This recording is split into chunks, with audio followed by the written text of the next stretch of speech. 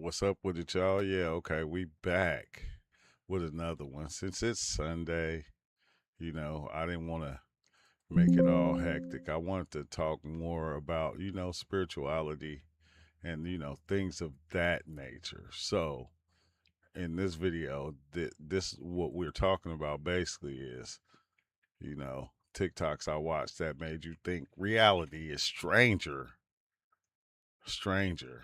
than fiction itself. It's like, because some things that just make you kind of think, wait, hold on. Oh, okay.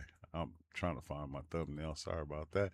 But yeah, it makes you think about things on, reality. It make you question reality itself at times and what's really going on, because I feel like at times there's only so much that we can see because we're trained to see things a certain way.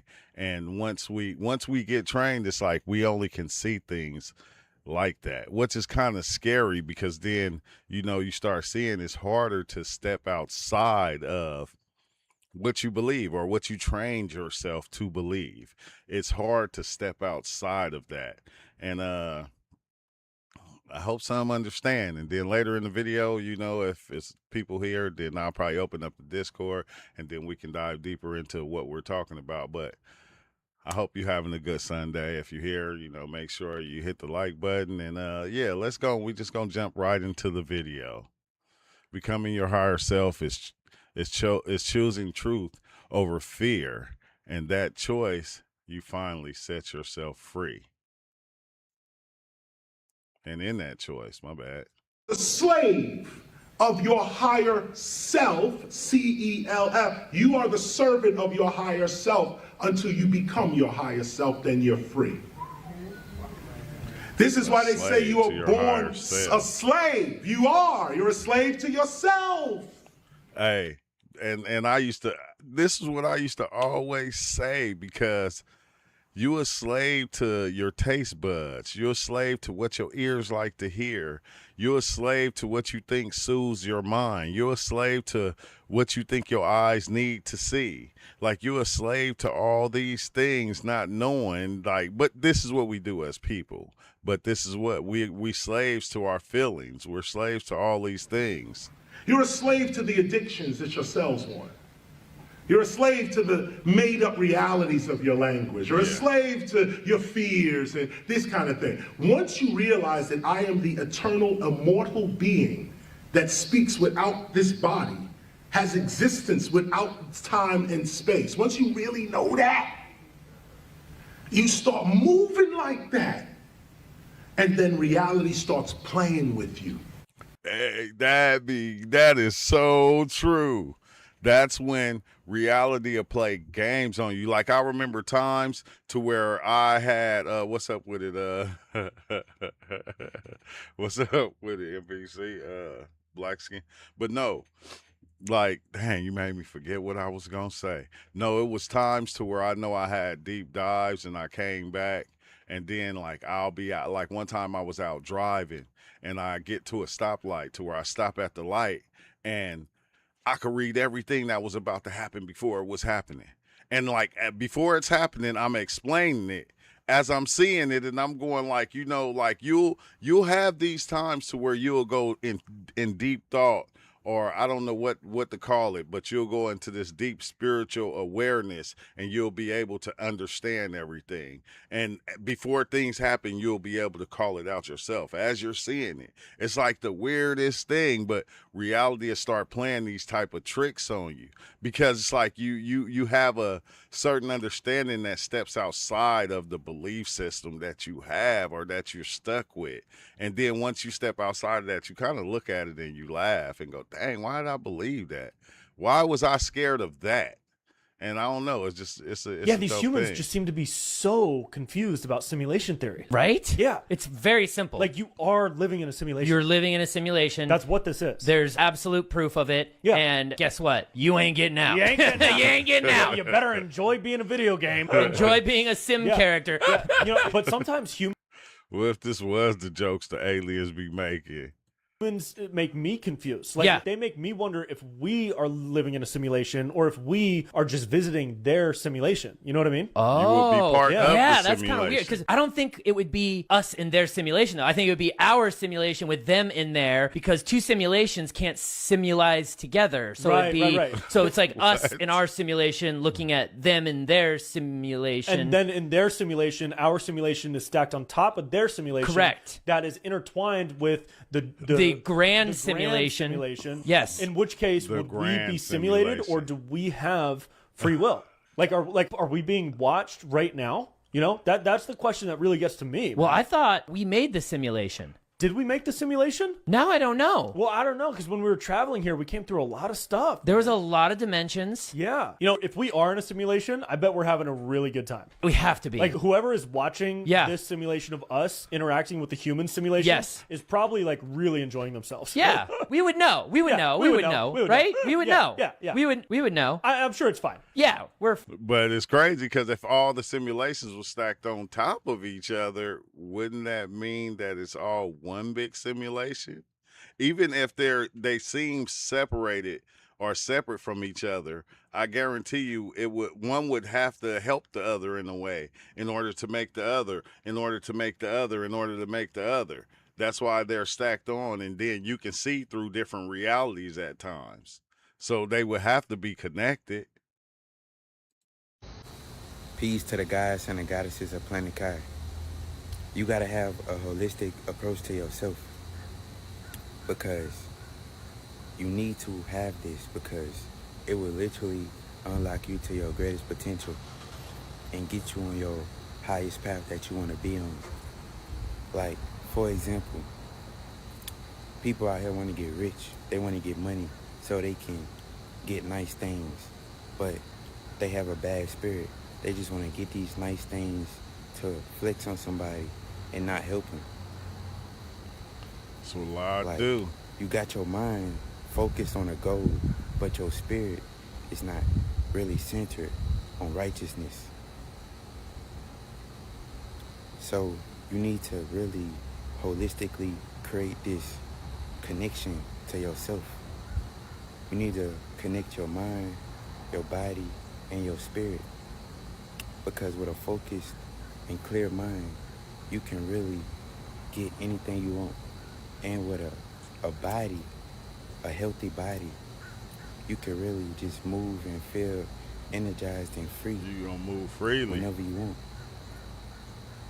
And with a beautiful, righteous spirit, you can literally help anybody and just feel I feel like at times, like even the people that are doing bad things, it's all still connected. It's still, the spirit is still following that thing. That's how come they're able still to do it. It just feels better to do good things and to help people. But mind, body, and spirit, if they're all working together to be whatever they're gonna be, if they're gonna be a bad person, they're gonna be the worst person they could be.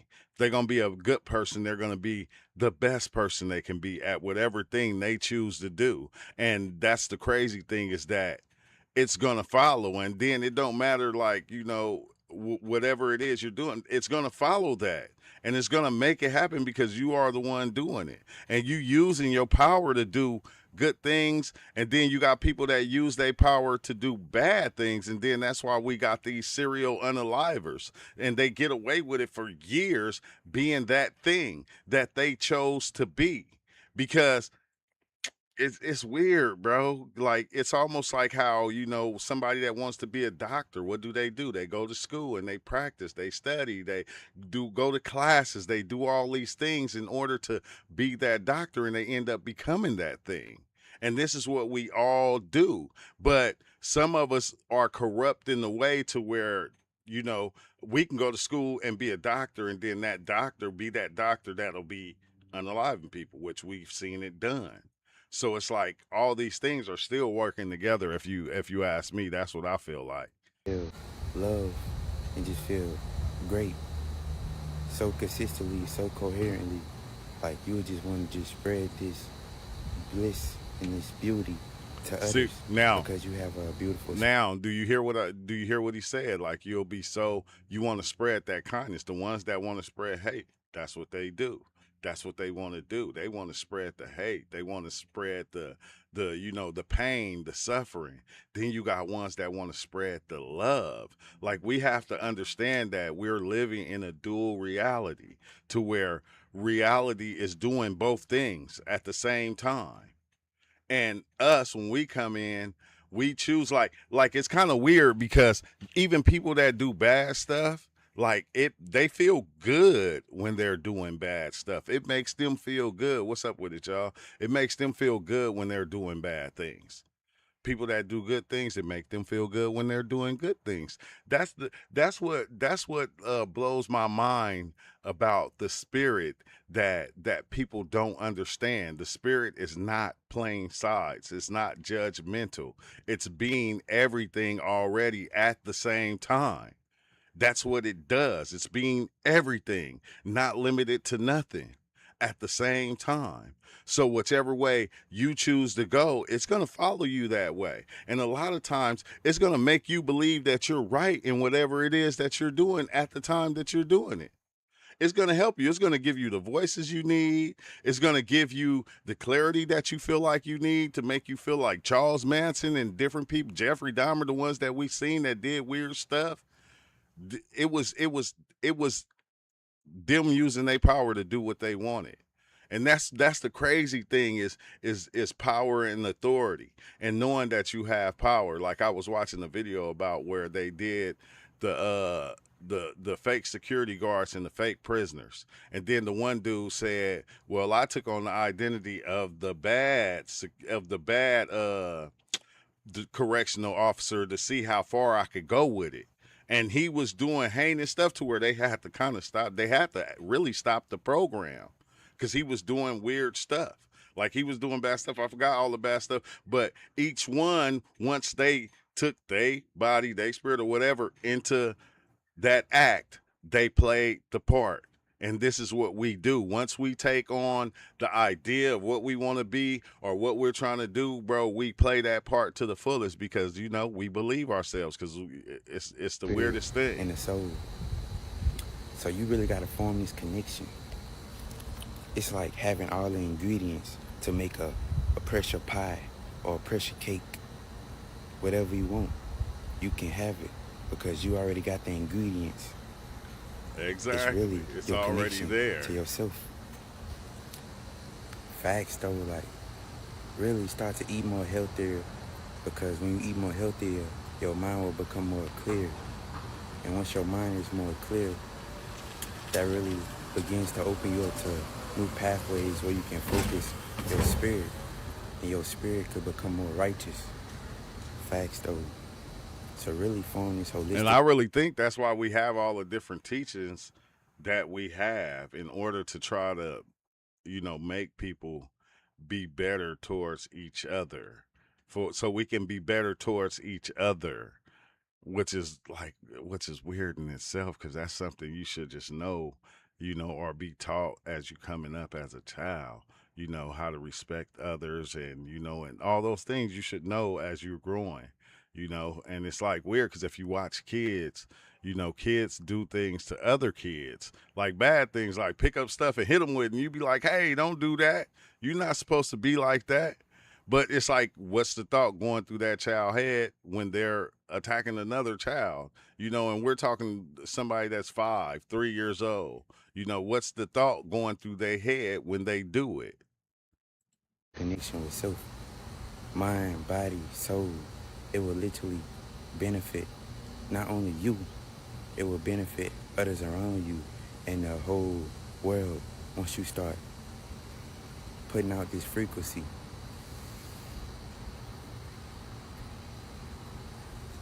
Facts though. Really align your Hey, mind. it's crazy too, because I used to always think if you put out good energy, that you'll only get good energy back, and like that is only like that's part of it, because you can be putting out good energy on a 24/7 basis, and sometimes you just gonna get back bad energy. You're gonna get back people that's not gonna like it or whatever, you know, and it's like, dang, it's like crazy because it comes back to you and how you're taking things, how you're looking, how you're accepting it, how you are accepting it. It can make you mad, it can, you know, or you can just kind of laugh it off and keep going, keep doing about your day. Body and your soul, your spirit, really aligning. That's wellness. If you enjoy my video, go ahead, hit that like button. Hit that. Already did. Already got you, bro. Yeah, these humans just seem to be. Oh, my bad. The body is just a physical vessel for different types of consciousness that vibrate and move on different types of frequencies. That's it. That's it. That's all the body is. It's just a vessel.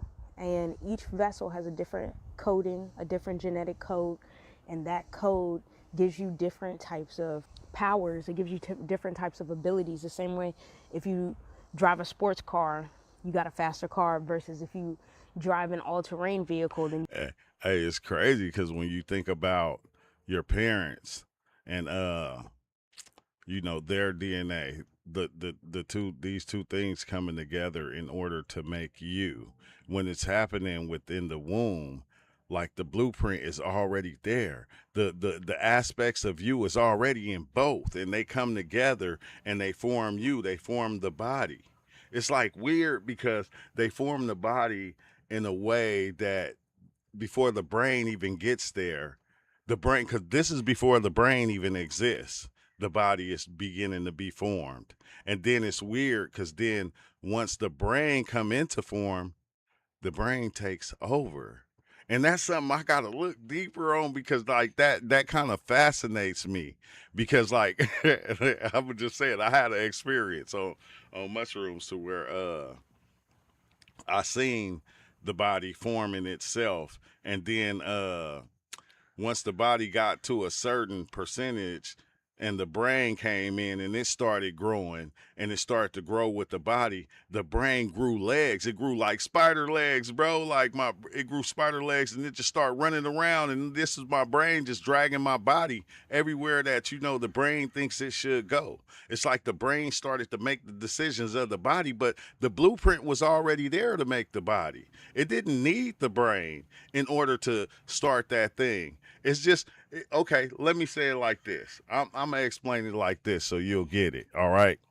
Let's say you have one lion that goes around and it tries to find food. You know, by itself, it's hard for it to take down animals a lot of time by itself. So what did it choose? It chose to run in a pack. So now that I have a pack alliance and now it's 10 of us running around, it's easier for us to feed all of us. It's easier for us to all go in and feed each other. So this is what the brain did. The brain took over it reinforced itself as being the dominant male lion to take over the whole body to make sure the whole body eats. It's like kind of weird. Like I even see it as when you look at the United States or China or any other country that came together and made itself a country, a whole pact, and because it made it easier if we're a country and we're working together to feed each other, to get food, to make things. It's easier. So we had to come together like that. And that's the same thing that the body did. The body came to the different organs, like your heart, your lungs, and all that came together. And then they was governed by the brain, by the mind. And the mind is telling, you know, when to eat, when not to eat. It's doing all these things like almost like a president. It's like weird, bro. Like when you start to see that everything has a certain pattern to it. Life has a certain pattern and everything follows that pattern. It doesn't matter what it is. It don't matter what's in the way it grows. I'm talking about from not just from what we see, but our thoughts, the way our thoughts grow and what governs our thoughts and all these things, they all got the same pattern. And that, like, it's the weirdest thing, man. better on all terrain. But it's So beautiful. this obsession with who has what body and what body this and what vessel this, man, that's weak. If you're an advanced spirit, you've probably been in a multitude of bodies, a multitude of vessels. So a lot of rhetoric in new age circles, and I don't even know what the conscious woke circles is. I'm in this vehicle, I'm in this body, so I'm better than you because you're not in this body. That is so low, bro. That is so low. What are you talking about? All is mine. Ain't nobody ever said all is Man. body. Everybody says all is mine. All is dog. mine. It doesn't matter. What's more important, the car you driving or the driver? All right. So stop focusing on the car. Everybody's got a different car for different purposes depending upon what you're going to do on this journey.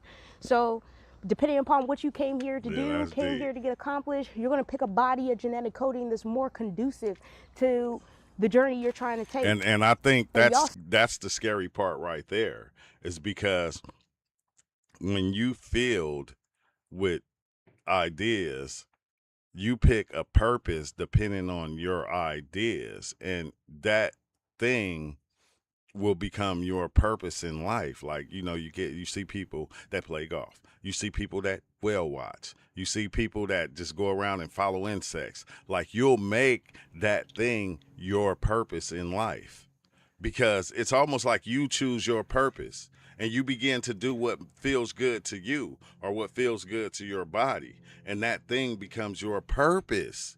And then you'll do it for the rest of your life. A lot of us then did it for the rest of our lives. And then we get to the end. You hear people get to the end and be like, dang, I wish I would have did this instead of wasting my whole life doing that.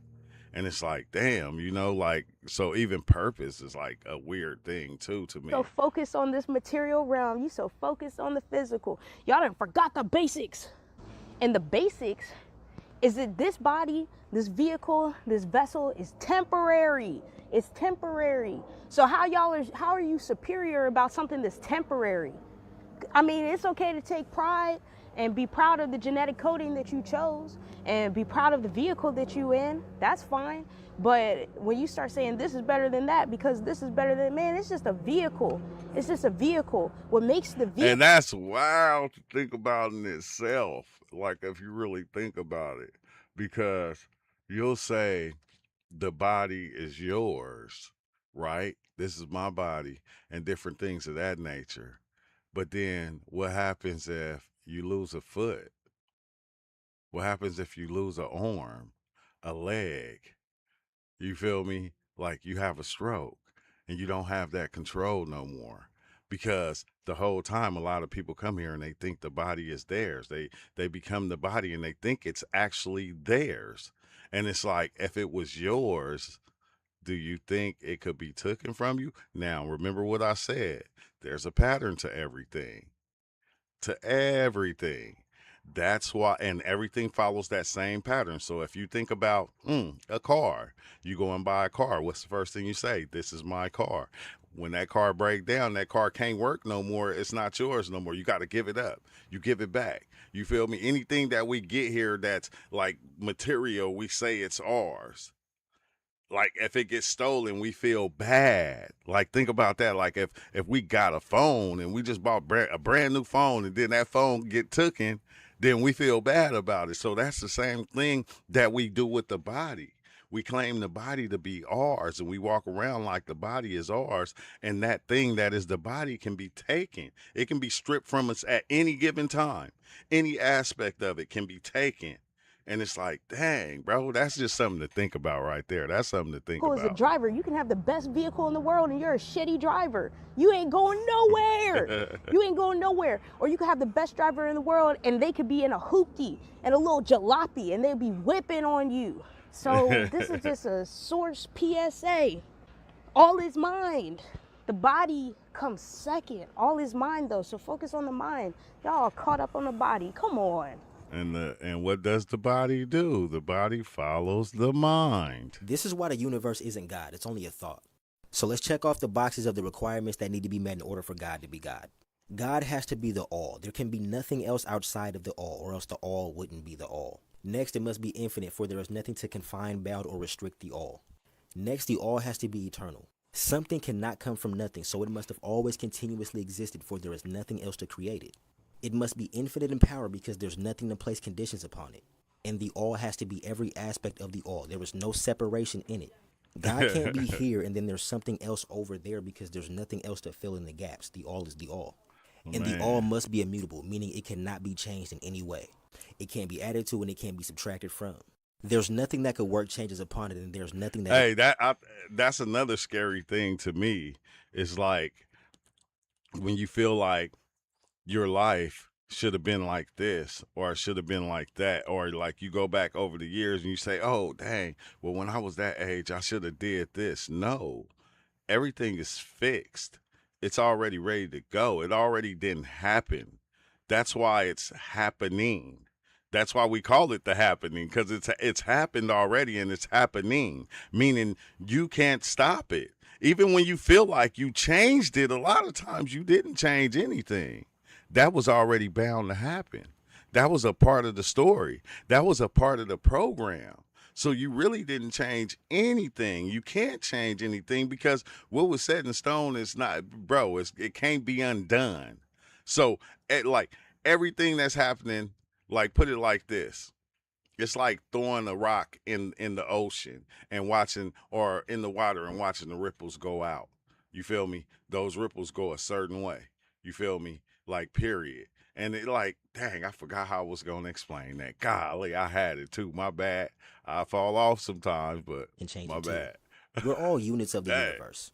And as we observe the universe, we notice changes in matter, in forces, in mental states. We don't see the fundamental truth of reality. All we notice are things that are becoming and changing. This infinite mass of space, time, and energy that's constantly changing is not God. God cannot become a rock. God cannot become a mindless mechanical atom, nor can God be a lowly living thing such as a dog, an earthworm, or a human. The universe is a creation. It is not source itself. Now, what kind of creation is it? As above, so below. This is the principle of correspondence. There is harmony between the mental, spiritual, and physical planes of existence. This law applies to all levels of being and life. It's the use of this law that allows us to grasp concepts and access information regarding the higher dimensions that would usually be inaccessible to us. There are planes of existence that That's the the human part mind that cannot perceive. I'm telling you, I think that's the part that that throws me off at times. The as above, so below. Because like I didn't had psychedelic experiences where I stepped outside and I looked in the sky and my room was in the sky and I'm like outside, like, wait, hold on, the sky, because you know your sky is usually black. You feel me? You see the stars or whatever. No, my room was in the sky.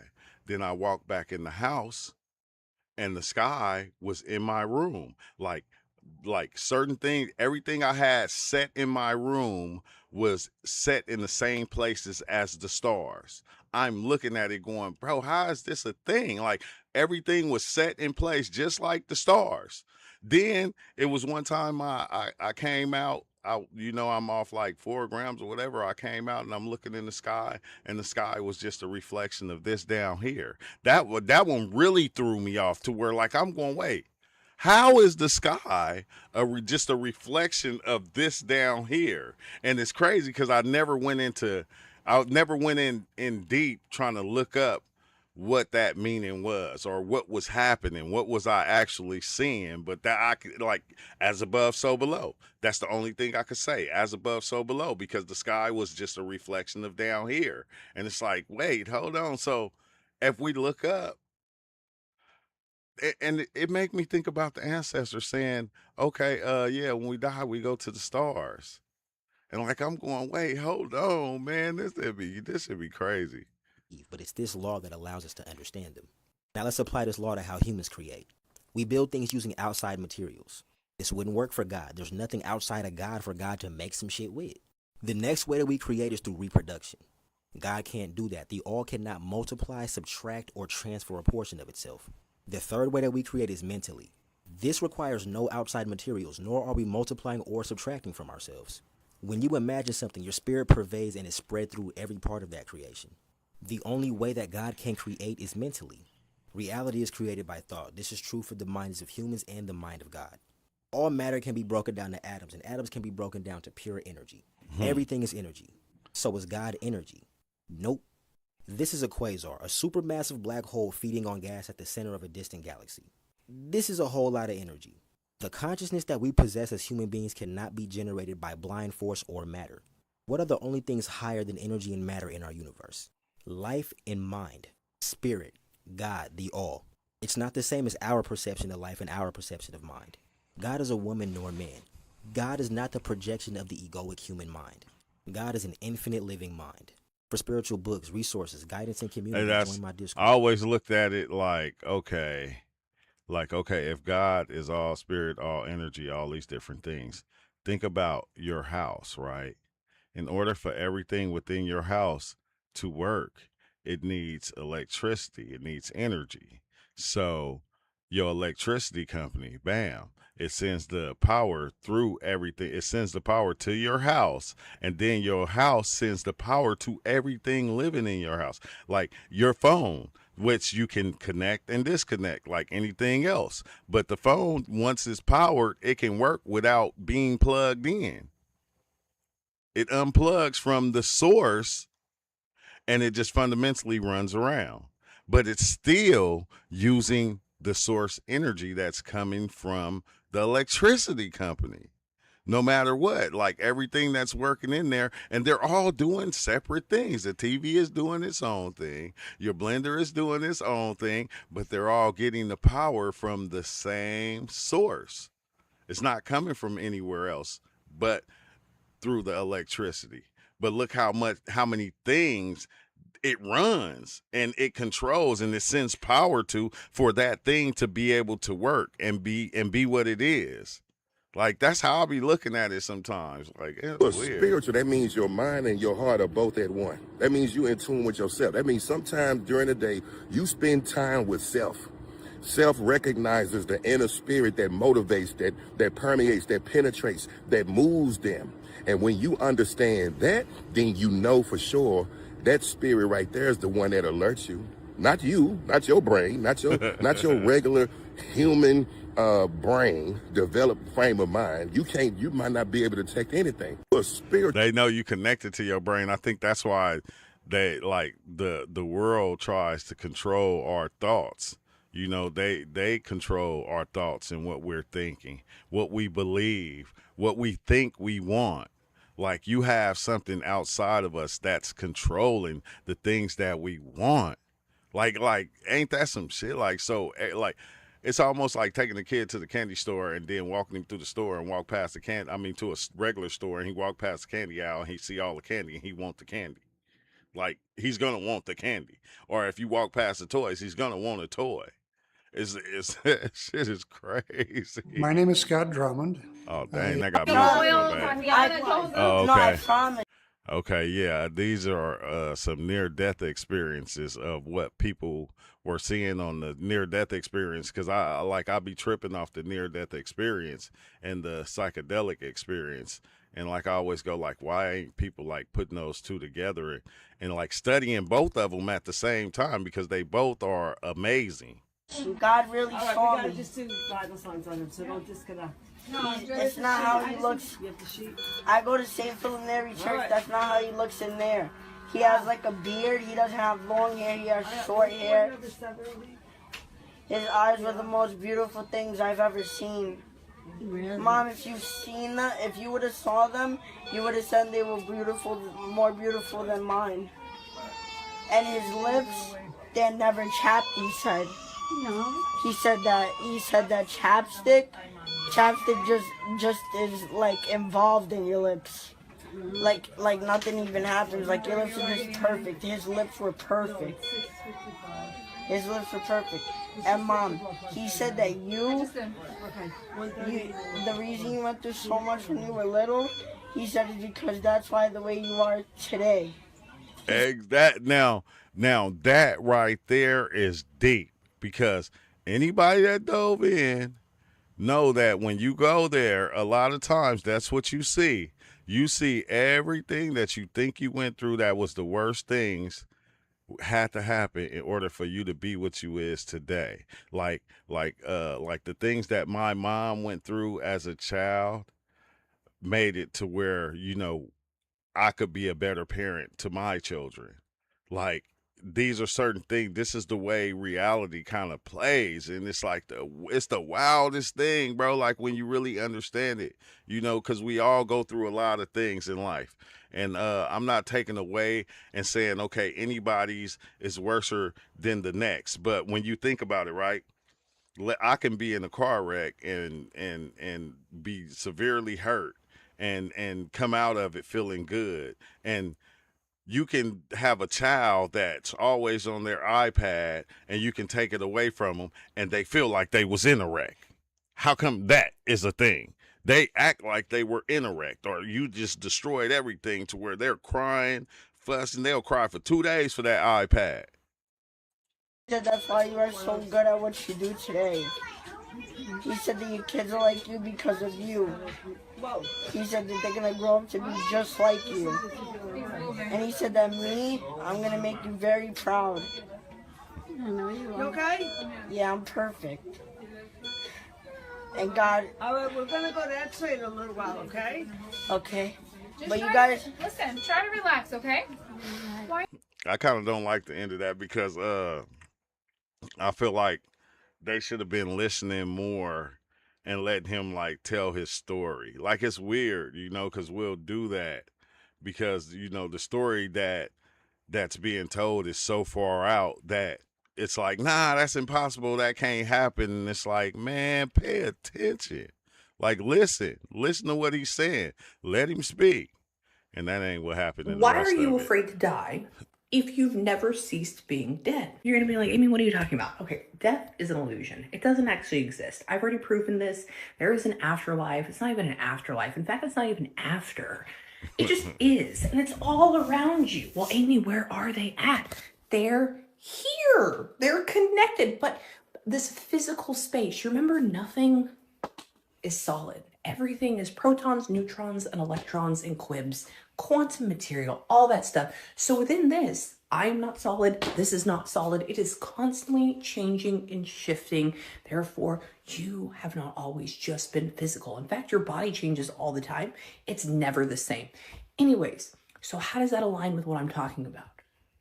Remember, you are both a spirit in the afterlife, but you also exist looking through this body into this world. These are tools. It's like putting on a glove and going in, right? Your soul is experiencing it, but you've never ceased being dead or being a spirit. And that's what we have to remember. That's what It's hard to accept that. you need I saw this to one. remember. Oh, did you? And anytime you want to talk to one of your loved ones, whether it's a person or a dog, they're right here. Because they're beside you. But they're beside the version of you that you forgot existed. But you only pray that it does. And I'm here to tell you, you don't have to wish. Oh, it exists. And it's so much more than you'll ever understand here. I always say it like death is just life looking at itself in the mirror. Meaning life is just a reflection of death. They're both in the same. They're both the same thing. And on top of that, it's like, it's kind of weird, bro. Like, that's the best way I was able to explain it from certain things that I seen. It was like death is just life looking at itself in the mirror. Have you wondered how this universe is structured and how the dimensions overlap each other? Well, I've had many near-death experiences, and I'll tell you what I've learned. And in some of my near-death experiences, I only went to certain dimensional levels, and at that point, I thought I had seen a lot. But on this one experience, I went all the way up this 12-dimensional construct that our universe is, and I went inside the central sun, and right before I crossed, I remember there was this membrane. And as soon as I crossed it, all of a sudden, there was no more form anymore. There was no more bodies anymore. And all of a sudden, my cosmic memory was returned. And as soon as I entered this place, I instantly remembered, oh, I've been here before. Not only have I been here before, I've been Remember, that's what I was saying. It's like, even with psychedelic experience, you go through all these different places, and a lot of them, that's the first thing you notice. You notice this ain't the first time I've been in this place. It's like I'm getting back to this place. here for eternity. I have no beginning and no end. And this place is ultimate bliss. It's unconditional love. It's pure light. Like the whole concept of duality doesn't exist there. Darkness doesn't exist there. It's just pure light and everything. We are eternal souls. My cosmic memory was returned, and this place was full of life. But there's no form anymore. People, souls are not in bodies. Everything is a sphere. And I instantly knew that every being that ever has been or ever will be in every dimensional layer, in every world, in every universe, and yes, there are other universes out there, all come and return to this place. This is like the central hub of all universes where everything comes from, and it's pure light. Okay? And this threshold is the 13th dimension, and then it's structured 13 up to 15, and it's structured through different layers of light. And I was greeted. I like that you said that, through different layers of light. Cause look, I'm telling you, every time I see these videos, I go, dang, cause I dove in so many times in my psychedelic experiences. I feel like there's not too much I didn't see. And that was one of the things that I seen. And this is the way that I explained it. Okay, let's say the light. Like you see the light right now, it's light outside. But the sun is not shining directly on me. The sun is actually hitting the sky, making itself reflect off the sky, which is hitting the gate and reflecting off the gate, which the light from the gate is hitting the wall, reflecting off the wall, which is hitting the umbrella, reflecting off the umbrella, which is reflecting down to the table. And then I'm that reflection. Like, that's how far it is within us. Like, we are like that far, because it was like my light was shining through my window, but the sun was not shining through the window. The sun was hitting the wall across the way, my neighbor's wall, and it was bouncing the light off into my house.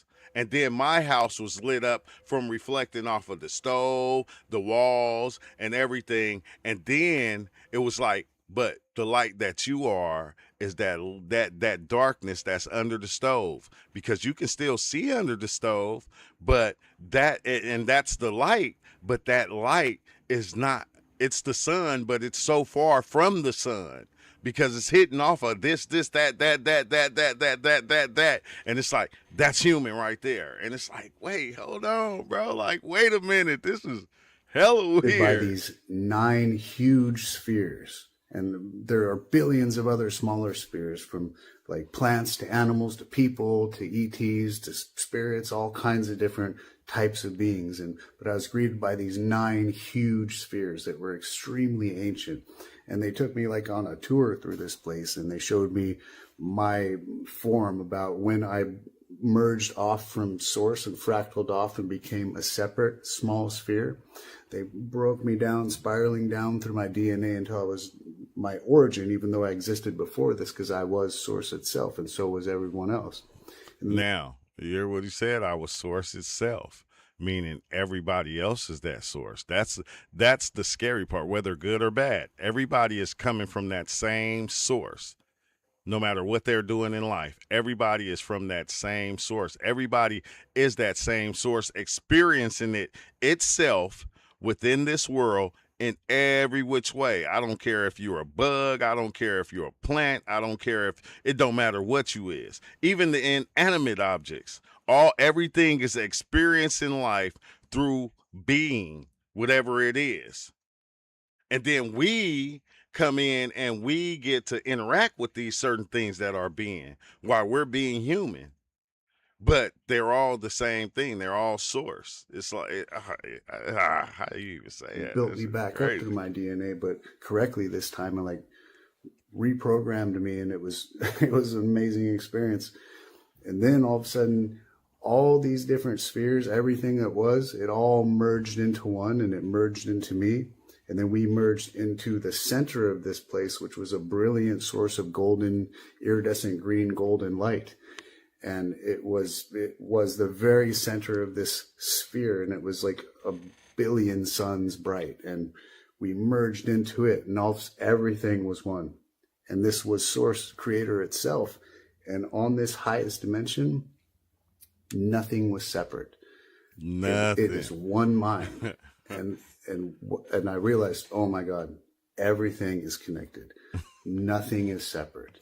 And that's what I was saying. When you become, like, the only way you can understand this is when you reach that height of becoming one with everything. Like, I got a video of when I dove in on Dimitri, and I'm sitting in the backyard, and when it hit me, like, I sat in like the lotus position, and I'm sitting there, and it's like my body was kind of floating up in a sense, but something told me, look up. And when I looked up and I opened my eyes, it was a bird flying by. Bro, I became the bird. I was the bird, and the bird was me. So I'm looking through the bird eyes as myself as I'm flying over, but I'm myself also looking at the bird. And I'm like, oh my goodness, bro. I'm like, dang, everything is one thing. It's one thing, and it's like, it's certain ways that we can connect to everything. It's certain ways, bro. It's there. It's in everybody. And I'm still integrating this experience. This was a long time ago, over a decade ago. And so then I was shown what's behind that is 2023. Love, unconditional love. That is the true identity of Source, Creator, of God, of you and I and everyone else in our highest form. We're one mind, nothing is separate, and love is our true identity. And that's what I was saying about the electricity running through the house, and it's got power for everything. It's powering everything in the house. It doesn't know what it's powering. It just gives power to your coffee pot, to your refrigerator, to your TV. It gives power and energy to these things in order to work. And that's what the Source is doing through everything. It's the energy for everything to be whatever it's being. When I left this place and I crossed back through this threshold into this universe, even though I was in the 12th dimension, the whole concept of polarity became a thing. Even though it's all love and light in the high dimensions, the concept of darkness became a thing. Form became a thing. Things took bodies. They're higher dimensional beings, but they're in bodies now. And then as it steps down through the dimensions, all the way 12, all the way down, into the fifth is still very unified. But once it gets into the fourth, into the astral plane, that's where darkness splits off and plays the role of evil. And then down in the third, it's just straight light and dark. Everything's playing its role. But only down here in the very low dimensions does light and dark. It's crazy because, like, when I talk about good and evil, that's why I say it's really not, evil really doesn't exist. That's just the darkness. That's just the things that we don't like, the things that we feel like are wrong. Like, that's why we can't, like, when people came over here and they seen Coco, they made that taboo. Like things that we feel like are wrong, yes, we turn them evil and they become evil. But I always said, but if we see like a lion, like my mom was showing me this video of this tiger running out and grabbing this lady, and we'll like even call that evil. Like, we won't call that evil. Sometimes we call it nature, especially if we see a tiger or a lion or any animal go and grab the baby of another animal. We'll go, oh, that's nature. But if it happens with us, if one of us do it, it'll be evil. But if you notice, everything in reality is playing this same game. If you look in the microscope all the way down to the smallest things, what are they doing? They're eating each other to survive. If you look at plants, you got some plants that eat other plants. You got insects that eat other insects. You see everything playing this same game. But we separated ourselves from nature and made ourselves become better or different than nature. But then when we see somebody doing something that nature does, we call it evil. And it's like, it's really not no evil. It's just things we don't like. We don't like it, so we label it as evil, but it's really just life being life. And that, that's that'd be kind of scary to me. Paradox is that it is and it isn't, and that's the yin and yang. Is everything Okay, is and it isn't. 23-year-old near-death experience and found the secret of manifestation. At the exact same time, like there is a meaning of life, which is whatever you decide to make it, which is the perception. But there also just isn't a meaning of life. Because the questions that you ask about, what about this, what about that, you can get your answers, but then there'll be another question, and another, and another, and that loop will constantly just go on forever and ever. Yeah, there's Before always you know a further it, you're just like, oh well, I literally cannot get to the end. It's just never ending questions. So you have to just decide, this is how I perceive life, this is how I'm going to go about it, and that's it. Put them Because together. the only thing that separates any of us is ego. That's it. Yeah. That's the whole game of life. That is the joke of life. Is we have this ego and we think that we're unique. We think that we're special. We think that I'm Luke and he's Tom. But really, everything is the exact same thing. We're all just the universe experiencing itself. And for us to experience itself, we have to be put into this simulation of the ego world. That's why I'm Luke and he's Tom and we're different. Because by being different, we can identify the differences to each other. Like he's tall and I'm this, like we identify. And I feel like we all desperately cling at straws to be different. Exactly. Like Yeah, and it's weird because once you start thinking about it, you get a better understanding of it. So how he said, I'm Luke and you're Tom, but what's the crazy thing is the Luke that I think I am is different than the Luke that you think I am. The Tom that I think you are is different than the one that you think you are, which is different than the one that your parents think you are, which is different than the one that anybody that comes upon you, they make their own perception of you. And like, this is what we go around and do. Each person or each thing that we come in contact with, we make our own perception of that thing, of that person. But in reality, it's not that person. It's a figment of our own imagination. Like, that's our imagination saying this is who this person is to me. That's you. That's you creating reality. Like, that's how come you can go out and you can say some people are bad or some people are good. And in reality, the people that are bad might be bad to you, but to somebody else, they're going to be the best person in the world. Because but the person that you even creating everybody to be is not them. Never has been. That's why, I had experiences to where my face was on the people that was talking to me. Because the way that you even talk and sound is something that I'm creating. I'm saying if your voice is deep, to me, the voice that you have sounds like this. But to that person, it sounds different. So it's creating and generating a whole nother reality that's existing in that person. So it's like almost every person that is generating reality, that is creating their own reality, when they go, like I say, that reality goes with them. Because they the one who created it and generated it. All the people that you thought were special in life, all the people that you thought were bad in life, this was your perception being put on a body that isn't even real. Like, it's the weirdest thing. It's the weirdest thing. But once you understand it, you start seeing that that's why we create our own happiness. Like, I never could understand people saying, okay, I need to get in a relationship in order to make myself happy. And it's like, dang, you create your own happiness.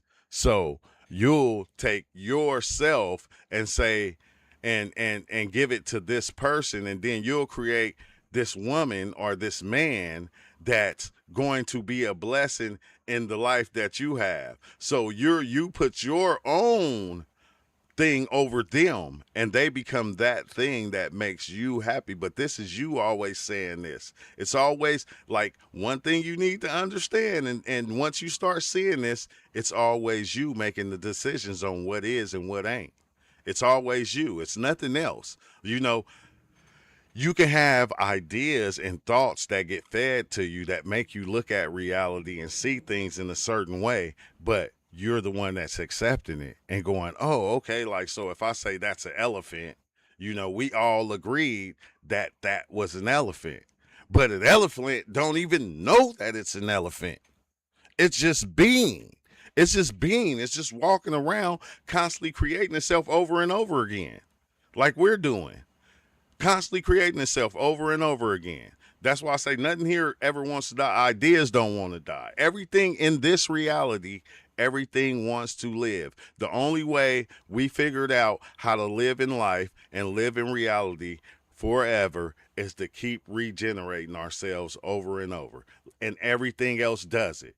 Everything else, they come together, they make babies, trees come together, they drop seeds or whatever, and everything is in this play of life. Everything is doing it. And man, oh man, this shit is. Hi, it's Tanya. I'm the one that got shot in the face with a .44 Magnum and had a supernatural near-death experience. And I'm here to tell you about it. Well, first of all, I want to tell you, I was wild.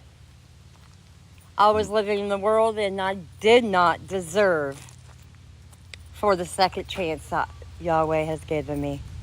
I didn't deserve it. I was on the pole, dancing on a pole, doing this real heavily, just wild as I can be, right? But the night I got shot, I prayed. Well, first of all, when he shot me, he fainted. Dang. And I ran to the bathroom to see what had happened, and it was so bad. And then I think that's when shock set in, because I was going down the hallway, and I was running as fast as I could, and it felt like I was going in slow motion.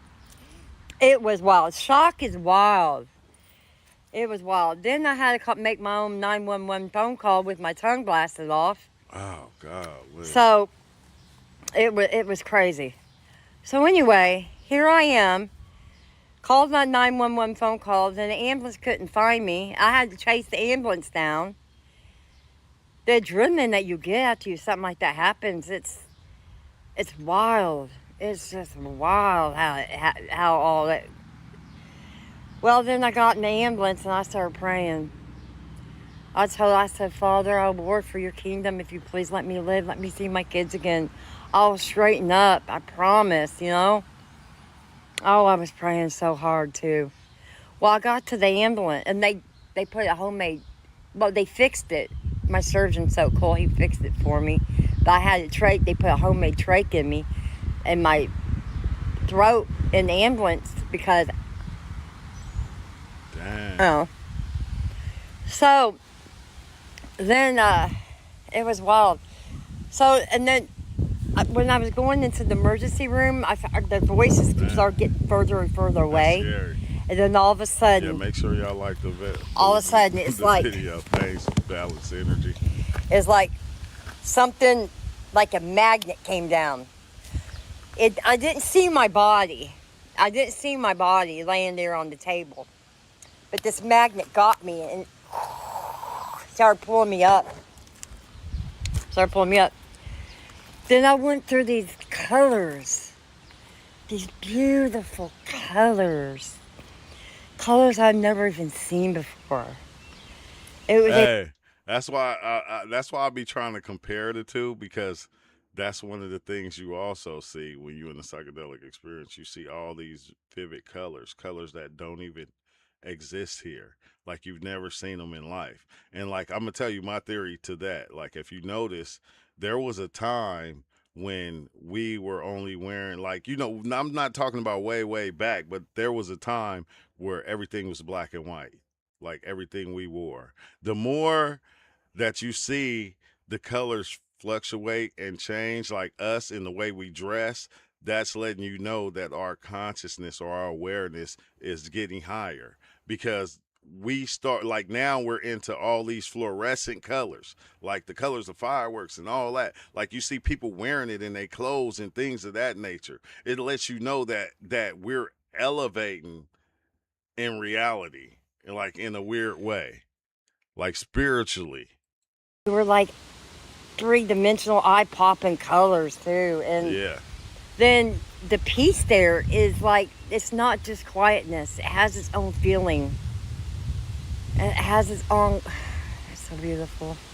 And then, That's what I was saying about leaving the body, because the body is the thing that's carrying all this. That's carrying all the bad and all the good. The body is the thing that's carrying all the brain, the mind, or whatever you want to call it, is this thing that's carrying all these things. And once you release from it, all that is gone. It's no more. It don't exist no more. and the love there was so thick and tangible, I couldn't contain it. I couldn't contain the love. And the closer I got to the light, the more the thicker the love the got. luggage. Thicker, and I kept on going. I was like eyes. I didn't have a body. I was like a tadpole going through this tunnel, going towards the light. I went through the light at the end of the tunnel, right? And here I am going through the light. There was a man there. He said he was real bright. I couldn't tell you what he looked like because he was so bright, brighter than the sun. And it didn't even you hurt see my the eyes. face. You would think that bright light like that would hurt, but it didn't. And then he said to me, "Welcome, child." And I said, "I got shot. And I'm so sorry." I said, "I'm so sorry. Please forgive me." Oh, I didn't want to cry. I didn't think I was going to cry. I'm sorry. It's I'm sorry okay. for crying. It's okay. Sometimes I ain't gonna lie. Sometimes tears, like it took a minute for me to understand that crying is like one of the best stress relievers.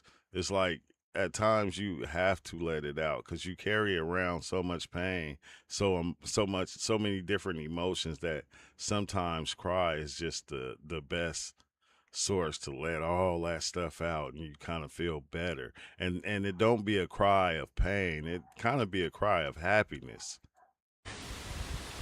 Well, it is a cry And then of happiness. I told myself, "I'm so sorry." He said, "Yes, child, I know you were shot, but everything's gonna be okay." And he touched my shoulder right. I was standing like this, and he was standing in front of me. He took his right hand and touched my shoulder, and then it felt like a whole ocean went through me. A whole ocean went through me, and then I woke up to the nurses and doctors running around me, freaking out, right? I was clinically, to them I was dead, right? Then I seen this mask come down over my face, and they put me in drug-induced coma. I heard everything. I heard them give my mother never-ending bad news, how I was never going to talk again, how I'm going to be brain dead because my brain swelled and bled for 5 days, and how I'm never going to eat again, talk again. And I said, "Mom, don't believe them." But she didn't hear me. I said, "Don't believe them." I met the Holy One, and he says everything's going to be okay. I kept that in my spirit. I kept that in my spirit, and I knew that his promise, he told me everything was going to be okay, and I knew everything was going to be okay. And it's like I came back with new eyes. I see everything differently. It's like, talk about being awake. It's like I know people, it's wild. And I'll tell you all about my spiritual experiences that I've been going through. Oh, the devil came after me. The devil came after me, I'm telling you. But right after I got done healing, it took all that time, 15 years to heal. As soon as my healing was done, crazy things started happening, right? And I'm like, this has got to be from what happened to me when I died and everything. But I'll tell you more about it. And I love you all. And his name is Yahweh. He told me his name was Yahweh. And when I was fasting and praying in my apartment, it was wild because I was fasting and praying in my apartment. It was a little bitty apartment. And, well, my apartment got real big when he came down. I was like, oh, I got on my knees. I said, welcome, Father, to my apartment. Because I said, what's your name?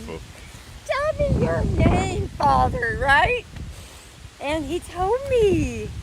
He just laid it all in my lap. And I'll tell you how he did it and how he's been working with me on this journey. Some crazy things. I've seen some crazy things. Hey, this is one thing that I started to learn about, all these different spiritual experiences, right? If you think about your own experiences, like just think about your own experiences within life. Like how I said, you have these different storage boxes in your mind, and in these storage boxes, you put everything. So all like you have a box of love, but within that box of love, you have many different storages, many different boxes within that box. And some of them will be like love for a friend, love for a partner, love for your kids, love for a certain food, love for playing a certain sport. You have all these different kinds of love. So just think if you were able to grab all those things you love and have them in one space to where you can feel them all at one time. That's what I feel like it be. And if you start to pay attention and you listen to the stories, you can tell what people have in their boxes. Like you can literally hear what people have in their boxes from the way that they're explaining what they seen. When we seen the little boy, what did he said that he met God after he came off the anesthesia. Dang, I don't think we finished the story, because basically what he was saying was, God told me if I go to church, the Blue Jays was gonna win the series. And they was like, wait, what? If you go to church, the Blue Jays, and listen to the stories of how we explain our stories and how we explain the different, and you'll see the boxes that we created for ourselves. How everybody, each one of us, created our own certain box, even of good and bad. And like within that bad box, there are many other boxes. Like when you stub your toe, like if you get in the car wreck, like if it's somebody that's feeding you something you don't like, inside that bad box is many different boxes, and each one holds a different thing. But just think, if all those that whole bad effect, that everything that is bad to you came to you at one time. That's the feeling that you get when everything good, all the good things that you believe in, that you accept, hit you at one time. It's the most euphoric feeling ever in the world. It's like you're feeling all the love of the world, in a sense, if you get what I'm saying. Bless you. How the Kundalini spirit affects Christians. Oh, I don't want to hear that one. All right, so today I'm going to talk about why I believe there's no hell. And I think I'm going to do a good job of convincing you right now.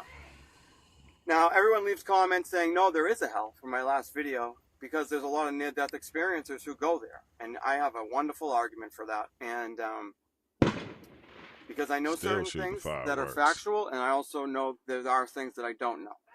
But you're going to be questioning this afterwards. Now, I saw all these near-death experiences. I've seen like a dozen of them, the ones that went to hell. And I think some of them are lying. I think some of them did think they went to hell. And then a bunch of them are lying, and some of them are Christian plants. Now, I'm going to explain to you, was a Christian plant. He had to be. Because he worked for the church, and he said when he died, 2 demons came to get him. Right? And then he said, in the name of, you can't take me to hell. I work for the church. Jesus is my Savior. And then he said, in the name of Jesus, I refute you. And they vanished, and Jesus appeared, right? And it was that easy to get. Now, I'm going to say it again. You heard what I said. Everybody creating their own box. And within that box, they have their own system of love, their own system of hate or bad things. And everybody's box is different. So when you have a near-death experience and you actually visualize your height of love and what you think it is and all the things that you felt it was, not just, like I said, love for another person, love of your child, love of your parents, love of your grandparents, love of a food, love of the way it feels when you ride in a certain car, love of a certain drink that you have. Everybody has their own boxes. And when those boxes unload at one time, you're going to get everything that's inside your box of beliefs that you created over time. That's why they say life is all mind. Your mind. Not a foul. So if it's that easy, just remember to say that. Now, with that said, he also said when he was a teenager, demons were influencing his thoughts. They were giving him homoerotic thoughts. And then when he got to college, they got even worse, right? Dude, you're gay. You're gay. Like, the demon's not influencing you to be gay. There isn't a demon in existence that could make me gay. Because I'm not. You're born that way. End of discussion. I remember being 5 years old, I was attracted to women. Like, you're just born that way. It can't be changed. So, and also, what was he saying? Was he suggesting that because he was gay? Let me go back. What did now, you with say? that said, he also said when he was a teenager, demons were influencing his thoughts. They were giving him homoerotic thoughts. And then when he got to college, they got even worse, right? Dude, you're gay. Oh, my. You're gay. Like, the demon's not influencing you to be gay. There isn't a demon. Okay. That's the part right there. That could make me gay. Okay. That and that's the one thing that I always thought of, like through my experiences, like demons. Like, I always wonder, okay, why when demons jump in people, why they make them do weird stuff? Because back then, when the little girl, like when kids or whatever was running around, yelling, screaming out cuss words or whatever, or they had Tourette's or whatever, they thought they were possessed. This was like possession to a lot of people, which is crazy to think. He said, wait, when I went under anesthesia and the doctor made me count back from 10, he said, I went black, felt like it snatched my consciousness away from me. Dang. He said homosexuality is a choice. That's what he's saying. Because I'm not. You're born that way. End of discussion. I remember being 5 years old, I was attracted to women. Like, you're just born that way. It can't be changed. So, and also, what was he saying? Was he suggesting that because he was gay, the demons were coming to get him? Like, think about that.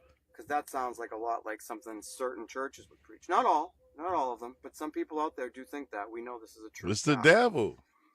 Now, with that said, here's a couple arguments I have on that. I know for a fact from having a Kundalini awakening and experiencing that supernatural experience and given information, reincarnation is real. We've all been here before. By the way, he also said only 2.5% of people make it to heaven. That's what he said. So here's my argument. If we all have been here before and reincarnation is real, which it is, and you pick your family before you get here, you know what your life is going to be like within parameters. Like, you can sway out of the bounds, there's free will, but you'll never be, if you're not meant to be rich, you never will. That is fucking crazy, bro. That is that. And look, I'm telling you, that is crazy. Yeah, demons have no power. That's crazy to think about, because I know I had psychedelic experiences to where I was in a place to where everybody that comes to the planet, and it was like a multitude of people, but they all look like shadows. But you can tell what they were. You can tell the ones that were women. You can tell the ones that were kids, because the shadows would be short and like have like you can see pigtails and stuff like that, bro. And it was like everybody that was coming here knew what they were coming from. But this is what got me, was it was showing me that your consciousness sometimes doesn't activate until later years. It might not just activate at the time that when you are born. It might take 30 years. It might take 40 years. It might take 50 years. It might not even happen It might not even activate to the point to where you become aware of what you are and what you know in not playing the game. You become aware of what you are. It was like it happens in every age. Like put it like this, my son told me, like I'm talking to my son. He's 13 now. And I'm telling him about something. I forgot what it was. And I said, yeah, that happened. You know, this happened when you was like 4 years old. And he said, dang, at 4? He said, Dad, I didn't become consciously aware till I was like 10. I didn't become conscious to who I was, what I was doing. Like, he wasn't conscious until he was 10. And I'm like going, what the hell? I'm like, that shit made me think about it. Like, you know, you can come in at any given time. You know, it doesn't, he said, might not activate in this lifetime. Yeah, sometimes it doesn't for people. And then he said, and you have to reincarnate. That's just a part of it. Because that's one of the things that you'll see. Like, you done live this life so many times. You done came back, and you keep coming back. So that's why this whole success thing is just made up by society. And some people will just remain just having barely enough to get by, and that's your life because you chose it, because you wanted to suffer so you could wake up, so you could have the ability to wake up. I know my suffering came so I could have the ability to figure things out, right? Because I did suffer as a young person. So with that argument, we're not from here. This is not our home. We're not actually human beings, and we agree to be here. Think of this like simulation, video games, spiritual warfare is going on in another realm. There is that, but that's a whole other discussion. So what he was saying had some truth to it, but he just took it too far. Just too far, right? Because you can change your mind anytime. I've done this. I've took myself and reprogrammed the subconscious mind out of anxiety and depression. There's a whole method to it, and once you understand it, you will understand what I'm saying. But I talk about that in other videos. I have an online course for that. It's a totally different subject.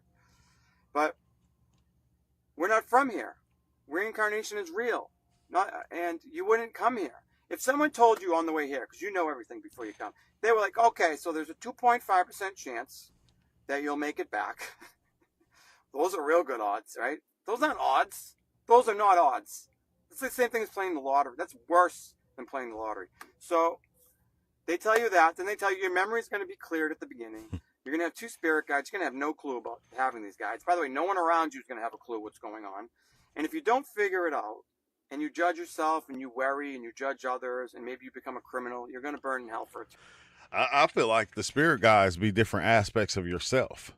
You have a aspect of yourself that is just bad. That just like certain things on the bad side, but then you have this other self that is good. Like, it remind me of the old cartoons when you see like the Bugs Bunny cartoon and you see Elmer Fudd and he's about to go out hunting rabbits or whatever, and then you have an angel come on this side of his shoulder and it tell him, don't do that, we got to do it this way. And then on this side it have a devil come on this side with a pitchfork and it say, yeah, let's go do it, it'll make us feel good, we got to get rid of that person. Who face do those 2 creatures have? The angel and the demon. Who face does it have? It has Elmer Fudd face. It has the face of the character that it's talking to. These are the 2 aspects of your mind. Duality. That's funny, huh? Well, I'm going to just go to the next video because this one is long. Real simple. That's even more simple in order to stay dealing with a half point. It's just like 3 breaths a minute. At 3 breaths a minute, your pineal gland is fully activated. The pineal gland itself is called the Spear of Thoth within the Holy Kabbalah. That is what is called the fourth Sephira. Wow, that is crazy. I remember when he say, okay, like, wait, hold on. Dang, I don't want to mess up what he said. It's just like 3 breaths a minute. At 3 breaths a minute, your pineal gland is fully activated.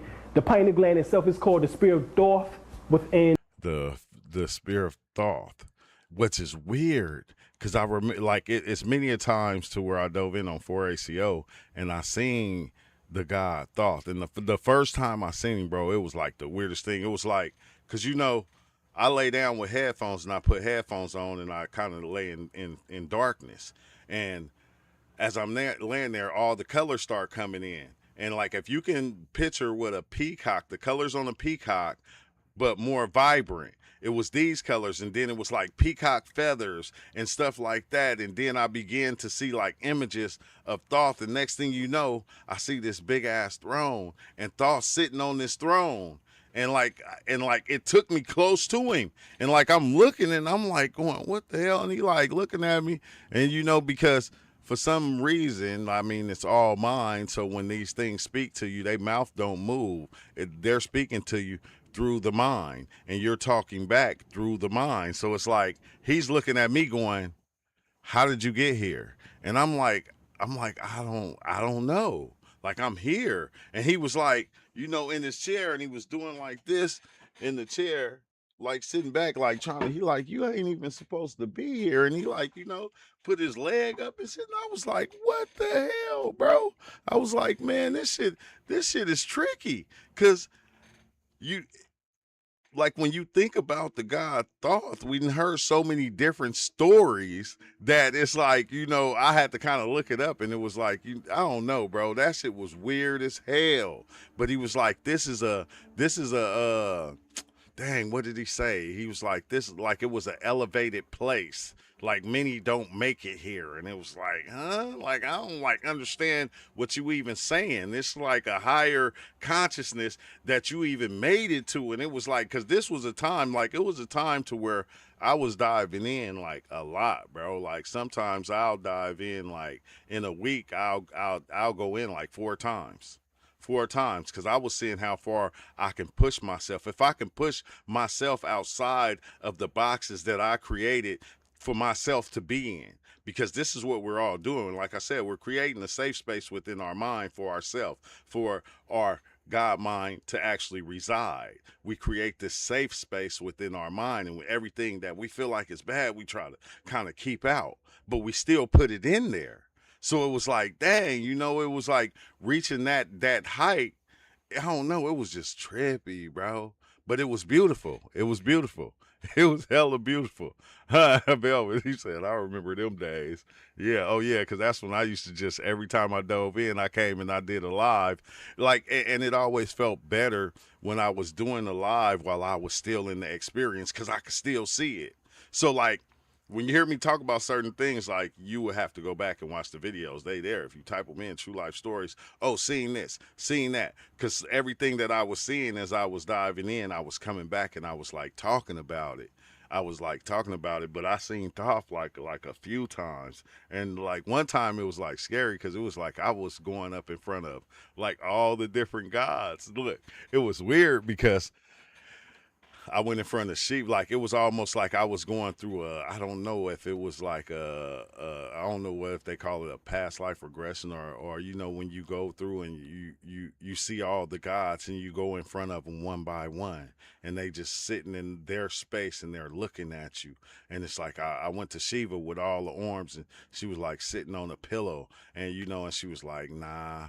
And I was like, wait, no. I didn't know what was going on. Then I went to a couple of more, and then I got to Ganesh, the elephant head god, like, which was that was like one of my most beautiful experiences, because it, like, I've never seen anything like it. Like, you picture sitting in front of Ganesh. Ganesh is real, human skin, elephant head.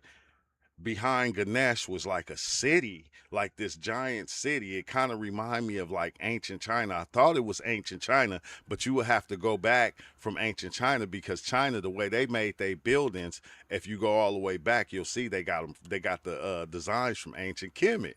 So I'm seeing these buildings that, you know, look like they made out of the tops. The roofs of the building is made out of scrolls, but on the end of the buildings, on each end, it was an elephant head. I look in the clouds, and this is the background of Ganesh. I'm looking the clouds. On some of the end of the clouds is elephant heads with the trunks moving and everything, ears flapping.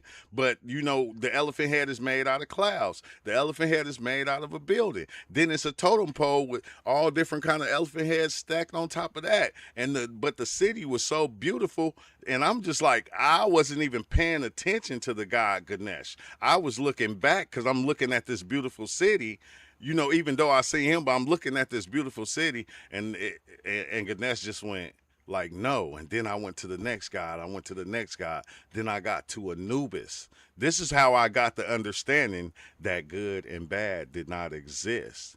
Like, we label good and bad ourselves. This is how I got it, because once I got to Anubis, like, it was weird because it was like a dark cloud came in, and then it was like a crescent moon with a star in the middle of the crescent moon. And then I seen Anubis' face just come in with his body, like standing to this side of me. And then it was like Anubis went like this. Yeah, the dog head guy, when it went, yeah, I was able to clearly see everything good and bad. I was seeing things that people did that we know were bad, but they had to be done, or it had to happen for reality to be what it was as reality was going. Like, there's certain people that come along in life and create a lot of destruction in life, but it has to be done. It's something like almost like with what's the name, with the Infinity Stones. You feel me? There's certain things in life that's going to seem like it's a big effect on everybody in the world, but these things have to happen for the world, like for us to be where we're at right now in the world. For us to be here right now, there was not one stone that could have been got done different or set different in the world, or this wouldn't be happening right now. It's like everything reacted to the other thing, to the other thing, to the other thing. It's like we just a reflection of what's been happening. And it was like I could understand it to the fullest. And that's when I started tripping out. I said, damn, I said, even when you look at the light and the dark, and you look at, what's it called? Star Wars. Like, you start to find out the light side was the bad side and the dark side was the good side. And it was like, dang, so everybody that was even playing the bad role within life felt like deep down inside, a lot of times they felt like they was doing the right thing. And it's like, what the fuck, bro? That shit blew my mind, though. And that's one experience I could never forget. Never. The Holy Kabbalah, that is what it's called, the fourth Sephra, which is the 11th Sephra. Yeah, and the number a lot of people been doing that. Like, when I talk about it, people go back and they watch them and they be like just tripping out on them, Velvet, because 7 years of videos there of information, all like everything we watching. I talked about before, like all these videos, it's like that we're watching of other people. I explained after experiences that I had. I always came back and I explained what I seen, what I saw, how it happened, and then we would sit as a group and just like talk about the things, because I ain't the only one having the experiences. A lot of other people are. You've seen things yourself that you couldn't question or answer. Like, it's like, wait, hold on, this is not supposed to happen, but yeah, it's happening. Heaven coincide with the word abracadabra. And the word abracadabra has 11 letters in it. All right. Then you got male and female principle, in which that the man represents 6 points, the woman represents 5 points. When they get together, they form what is called the number 11, or the great works. So it's telling you that through sexual intimacy, practicing these breath techniques, zoom away to the moon, Alice. Alice in Wonderland. Now, you got the word, like for example, this is the ancient Kemetic form of this. This is the god Heru. As you see, the Heru lock, or the word now becomes the word warlock. This is where this term come from. It's because of that lock. You see the Jews walking around, so-called Jews walking around here now, downtown Brooklyn and all over the place, with this so-called lock hanging down from their hair. They stole that shit from right here. All right? Now, you look at it, what is that in which that is encircling him? Is the serpent. It's symbolic to the auric field. I'm going to see if he said, what is the serpent doing, though? And it's also what it's symbolic to is the fact of the microcosmic orbit which I just finished talking about. This is a replica of it from the Orient. In other words, from China, in which that they practice these techniques in what is called Qigong. All right, there we go. And I'm going to tell you again, if you go back, if you do your research, you'll find out that China got a lot of their teachers and a lot from ancient Kemet, which is crazy. I never knew that. All right. As you see, right here, coming from this area here, up through what is called the conceptual vessel, down the governing vessel, and as you see, it makes an orbit. like that. A circle of motion, basically. That is what that was symbolic to, and what they just finished showing you that the ancient Kemites used to practice. They never practiced bringing the Kundalini energy up to just the head area and leaving it there. They still like sex. I'm just saying that because, you know what I'm saying, when I hear people teaching on the Kundalini energy, they don't never tell you about bringing it back down. They just tell you about bringing the shit up. You know what I'm saying? And so when they just tell you to bring it up, you might. But when you even listen to that, it's weird because it makes sense of what you start when you start hearing about P. Diddy and Hollywood and what they are doing with their sex magic and energy. But one thing that he didn't talk about is that snake. What was that snake doing? That snake was eating its own tail, meaning you are always chasing yourself. You're chasing your own ideas, your own beliefs. You're always chasing yourself like 100 times over, meaning you try to see every aspect of yourself. You try to see your higher self, your lower self, which each one of these cells of you, all of them are playing the you right now. They're taking turns on interchanging.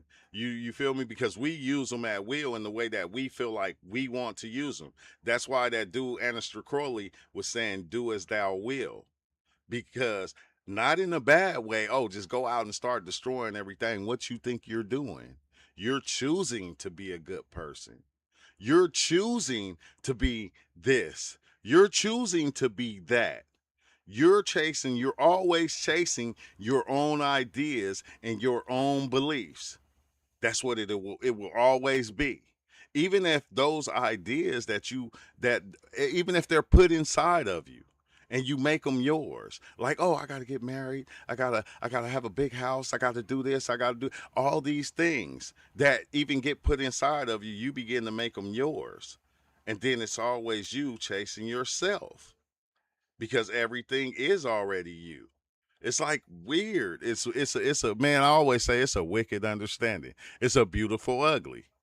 So this is gonna be about how I activated the Kundalini, mantra chanting, involuntary kriyas. Those three things are like closely related into my journey. Okay, but before I get into that, gotta give y'all some a cautious sign. They say it's really dangerous to invoke the Kundalini too early among your journey. So that take me back to 2019. I started meditating in 19 spontaneously, like no cap. Consistently though, with the utmost discipline. You know, this shit all about discipline too. Remember that shit though, because this shit finna be highly disciplined shit. You gonna need this shit. You feel me? So I was doing yoga, meditation, and I lift weights. You know, eat weights and eat protein. But anyway, I'm getting off topic. But I prepare my mind and my body for the process unknowingly. So now let's fast forward to 2022, right? So in like I'm telling you, it's weird. If you start paying attention, you see people are activating themselves upon themselves because your higher self is you. You've been made your higher self. Every aspect of your higher self, you've been made. You've been created. Because all your goodness, all your good things that I said that are within the box is your higherness, the higher aspect of yourself. And then all the bad things is the lower aspect of yourself. This is just what it is. It's like, really, it's not higher or lower. It's just the oh my God, it's the yin and the yang. That's all it is. But we put them in, we separate these things and we put them in these different, in different boxes ourselves in order so we can have, it's almost like a high, so we can have the different experiences that we have in life. So while I was working at this lumberyard, I ordered this book about Kali, right? And I was reading it. So I got this one simple mantra, Om Cream Kali, right? So I first started chanting it in the morning, like 5 minutes. But I also try to chant it while I was working at the job, right? So I'll be hating to stop it, but it'd be crazy because, you know, as they're talking, like I can just one of my DMT experiences, I seen Kali, and like it was wild the way it happened because it was like all these samurai looking masks, like I'm talking about thousands of them, and they were like going in a circle, like they were just going around in a circle, like over and over again. And I'm like fascinated by them because it's different kinds, and you know, it's so real. It's when you're seeing it, it's real. It's like, dang, like you like kind of forget about life, and what's happening now becomes your reality. So as I'm seeing all these masks go around, it's like one sitting in the middle that I'm not paying attention to. And then I was like, dang, I was like, man, this shit is hella fake. That's what I thought. The mask in the middle was Kali and jumped out at me and was like, motherfucker, I'm real. And stuck her tongue out, and her tongue was hella long, bro. It went like that.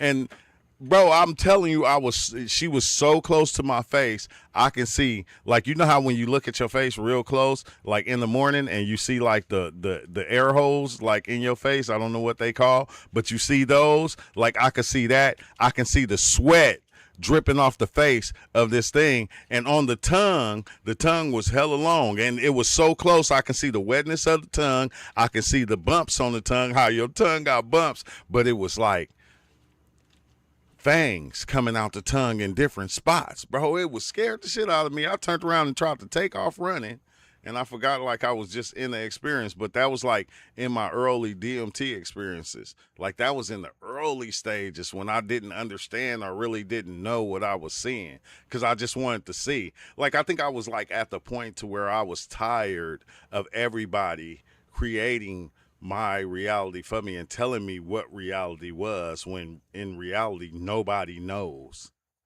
So for you to be able to step outside of what you created, you think that's possible for you? It's kind of hard to step outside, like what you believe right now.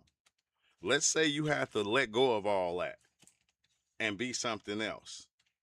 It's the hardest thing to do, to let go of everything that you felt like was real, what made life life. It's the hardest thing to do. But as you're going through the psychedelic journey, that's what you begin to do. You begin to strip yourself of all these layers that you put on. That's why, you know, when you see a snake shedding its skin, this is what you're basically doing. Because the snake, after, like, as it was going, it thought that was its layer of skin. Then it got to a point to where when it started to peel off, it's like, hey, that's not me. Then it move up out that skin, and a new body comes up. So that's what happens. You step outside of your belief that you have, and then it opens you up to what is, like yeah, over time it opens to what is, which is just weird. Both of these essential. But while I was working at the job, my hand got caught in a conveyor belt. I kid you not. Damaged my nerves in my hand. My shit was numb for about 5 months, like numb. And that was like late 2022, like October-ish. You feel me? But that injury caused me to step up the mantra chant to a whole nother level. And this is where the practices come in at. So when I first started chanting the mantra, right, this was how I was doing it. I wake up, take a shower, do yoga. Dang, I gotta turn that off because he got some TV or something playing in the background. He's gonna try to strike me. But this is what's crazy, right? Because people be wanting to like, people always say, well, how do I open my third eye? And like a lot of people think that once you like open it, or you reach that height of opening that aspect of your mind, they think things are going to be a certain way. And like, I feel like if you open your third eye, bro, you can't walk around with your third eye constantly open, because this will look like an alien planet. It won't even look like what it does right now. You'll be lost. You'll think you somewhere else. Like when certain people do different drugs and they say, okay, yeah, it was a demon, and you know, I unalived the person because they turned into a demon. That's what will kind of happen. You will open up aspects that will make you look at things in a different way. Everything will change, bro. A lot of times, like if you when you do DMT or you open your eyes on psychedelics, everything changes. It don't look like this. It looks totally different, like you're on an alien planet. Like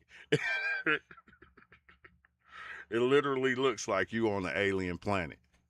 Literally. Why are there so many warnings and horror stories about Kundalini? What's so dangerous about it? Kundalini teachings and practices were once closely guarded secrets, passed on from master to disciple. But in the last century, swamis and gurus have published virtually all of their secrets. The mass market style of education lacks the personal supervision a guru would provide a student. So many of us are left to deal with unwanted side effects on our own. That's why there's so many people having bad experiences with Kundalini. But this is the thing, bro, that I be trying to say. When somebody else is creating your Kundalini experience, then it's like a lot of us, we need the pillow method. Like me, a lot of things I had to do, I had to fight through these things myself. I had to go through it myself and fight through it myself through the different ups and downs. And a lot of people do need a teacher. They do need a person to sit there and guide them. But the thing about it is, anybody that's guiding you through an experience, they're going to guide you in the way that they feel like you need to go. Like me, I fought through all this shit myself. So when I seen, I said, dang, I said, it was always there within you. Like, so that's why they say, okay, dang, I chose my guru. Because you felt like that guru was going to get you there to where you needed to be. Oh, I chose my church because you felt like that church was going to be the one to get you that feeling that you need. Like still, though, it always still kind of points back to you. But a lot of us, we do need somebody to hold our hand through these different experiences. That's the wild part about it. Some of us need our hand held, others don't. And I was just one of those people that didn't. I think I didn't need my handheld because when I would come here and I would explain my experiences, people would tell me where to go look to see where that thing was happening. Like, hey, bro, and there's different steps that you're going through. Like, dang, when I started talking, like it was a time I was sounding like a Gnostic. It was a time I was sounding like a Christian. There's levels to this shit. And you got to go through it. If you're trying to get there, you have to go through all the different levels of understanding in order to get to that one that is really no understanding. And to where you understand almost like nothing is really happening. Nothing is happening. You're making it like something is happening. And it's like a weird feeling. It's weird to even say because you're like, wait, this is happening right now. Yeah, that's the feeling. That's the ideas that we put out there. This is simply misappropriating the term Kundalini for all sorts of ailments that have nothing to do with it. But it's true that Kundalini Yoga is a volatile path, which is why it was so secret. So what's so volatile about Kundalini? Kundalini is not merely a powerful energy, nor is it merely creative sexual energy. Kundalini is the intelligent energy of God consciousness. People commonly assume Kundalini is inactive in its dormant state. In fact, Kundalini is the energy of consciousness that's animating your perception right now. Dang, in her dormant state, you said what I dormant, said, basically. She produces the usual dualistic perception of reality. When Kundalini awakens, the human circuitry is overwhelmed with the surge of divine energy and must adapt to the higher voltage. This asymmetry between the body's capacity as a conduit and the upsurge of energy flowing through it can cause growing pains. The process culminates in the eventual dissolution of the ego and the dualistic world. Just as the caterpillar in a cocoon totally dissolves to become a butterfly. Exactly. So too does Kundalini awakening dissolve your whole being in the transformation process. Imagine just how psychologically destabilizing it would be to have your mind blown in this way.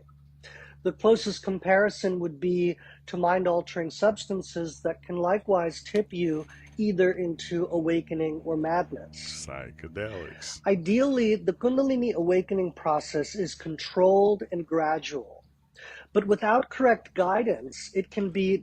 Hey, that's what he's talking about, psychedelics. And with psychedelics, you can enter all of these places, all these realms of reality, whether it's hell, whether it's heaven, and you enter them like full bloom. And I remember times to where I entered places that was so scary, like if the average person went in there, they wouldn't be able to take it. Like, you know, times I seen everything made out of twisted flesh, body parts everywhere, catching on fire, turning off, and I'm just like looking like at first, like it was funny because I told my girl, she like, what's wrong with you? I'm scared to close my eyes. Every time I close my eyes, I'm in this place to where it's like hell. Like literally hell. It's body parts and everything is made out of twisted flesh. And it's like, I'm talking about torsos and arms and legs and blood and guts. And I'm like I'm like, man, I can't close my eyes. And then every time I blinked though, I'm telling you, it was like I was in this place for like 5-10 seconds looking at it. And then I'm like it got to a point to where like an hour later, it's like, okay, it ain't going away. It's not going away. I'm going to have to accept it. So I closed my eyes and I balled up my fist and I'm like, I'm going to take it. I'm going to take it. I'm going to take it. I'm going to take it. I'm going to take it. I'm going to accept it. I'm going to accept it. And I'm in there, like I'm looking at it. And I'm like, you know, to where I stopped talking. And then I'm like, you know, I relaxed. And next thing you know, I was in the place. Like I'm standing. First, I was just seeing it. Next thing you know, I'm standing in it. And then when I see myself standing in it and I'm looking at myself up here in the sky, looking at myself standing in this hell, I said, wait, hold on. Well, if that's not me, then who am I? What am I? And I split into three. Now I'm in this place of fiery torsos and twisted flesh, and then I'm sitting in my chair in my room and I'm in the sky looking at myself at the same time, and I'm going, wait, hold on. If that's not me and that's not me and that's not me, then who am I? Every time I did that, bro, I split up and I was in 5 different places, but I can see myself in all these different places. And then I'll say it again. And like it was crazy. That's it. That was like one of my wildest experiences because it kept on doing that. And then if I'm not mistaken, once I started understanding that I wasn't these different things, and I'm going, wait, something is playing a game on me. And it was like this twisted flesh with an eyeball came up like this, and it was like in front of me. It came up like this, like all this is twisted flesh, and it's just an eyeball, and it was looking at me like going like this. And then I'm like, bro, somebody is playing a trick on me.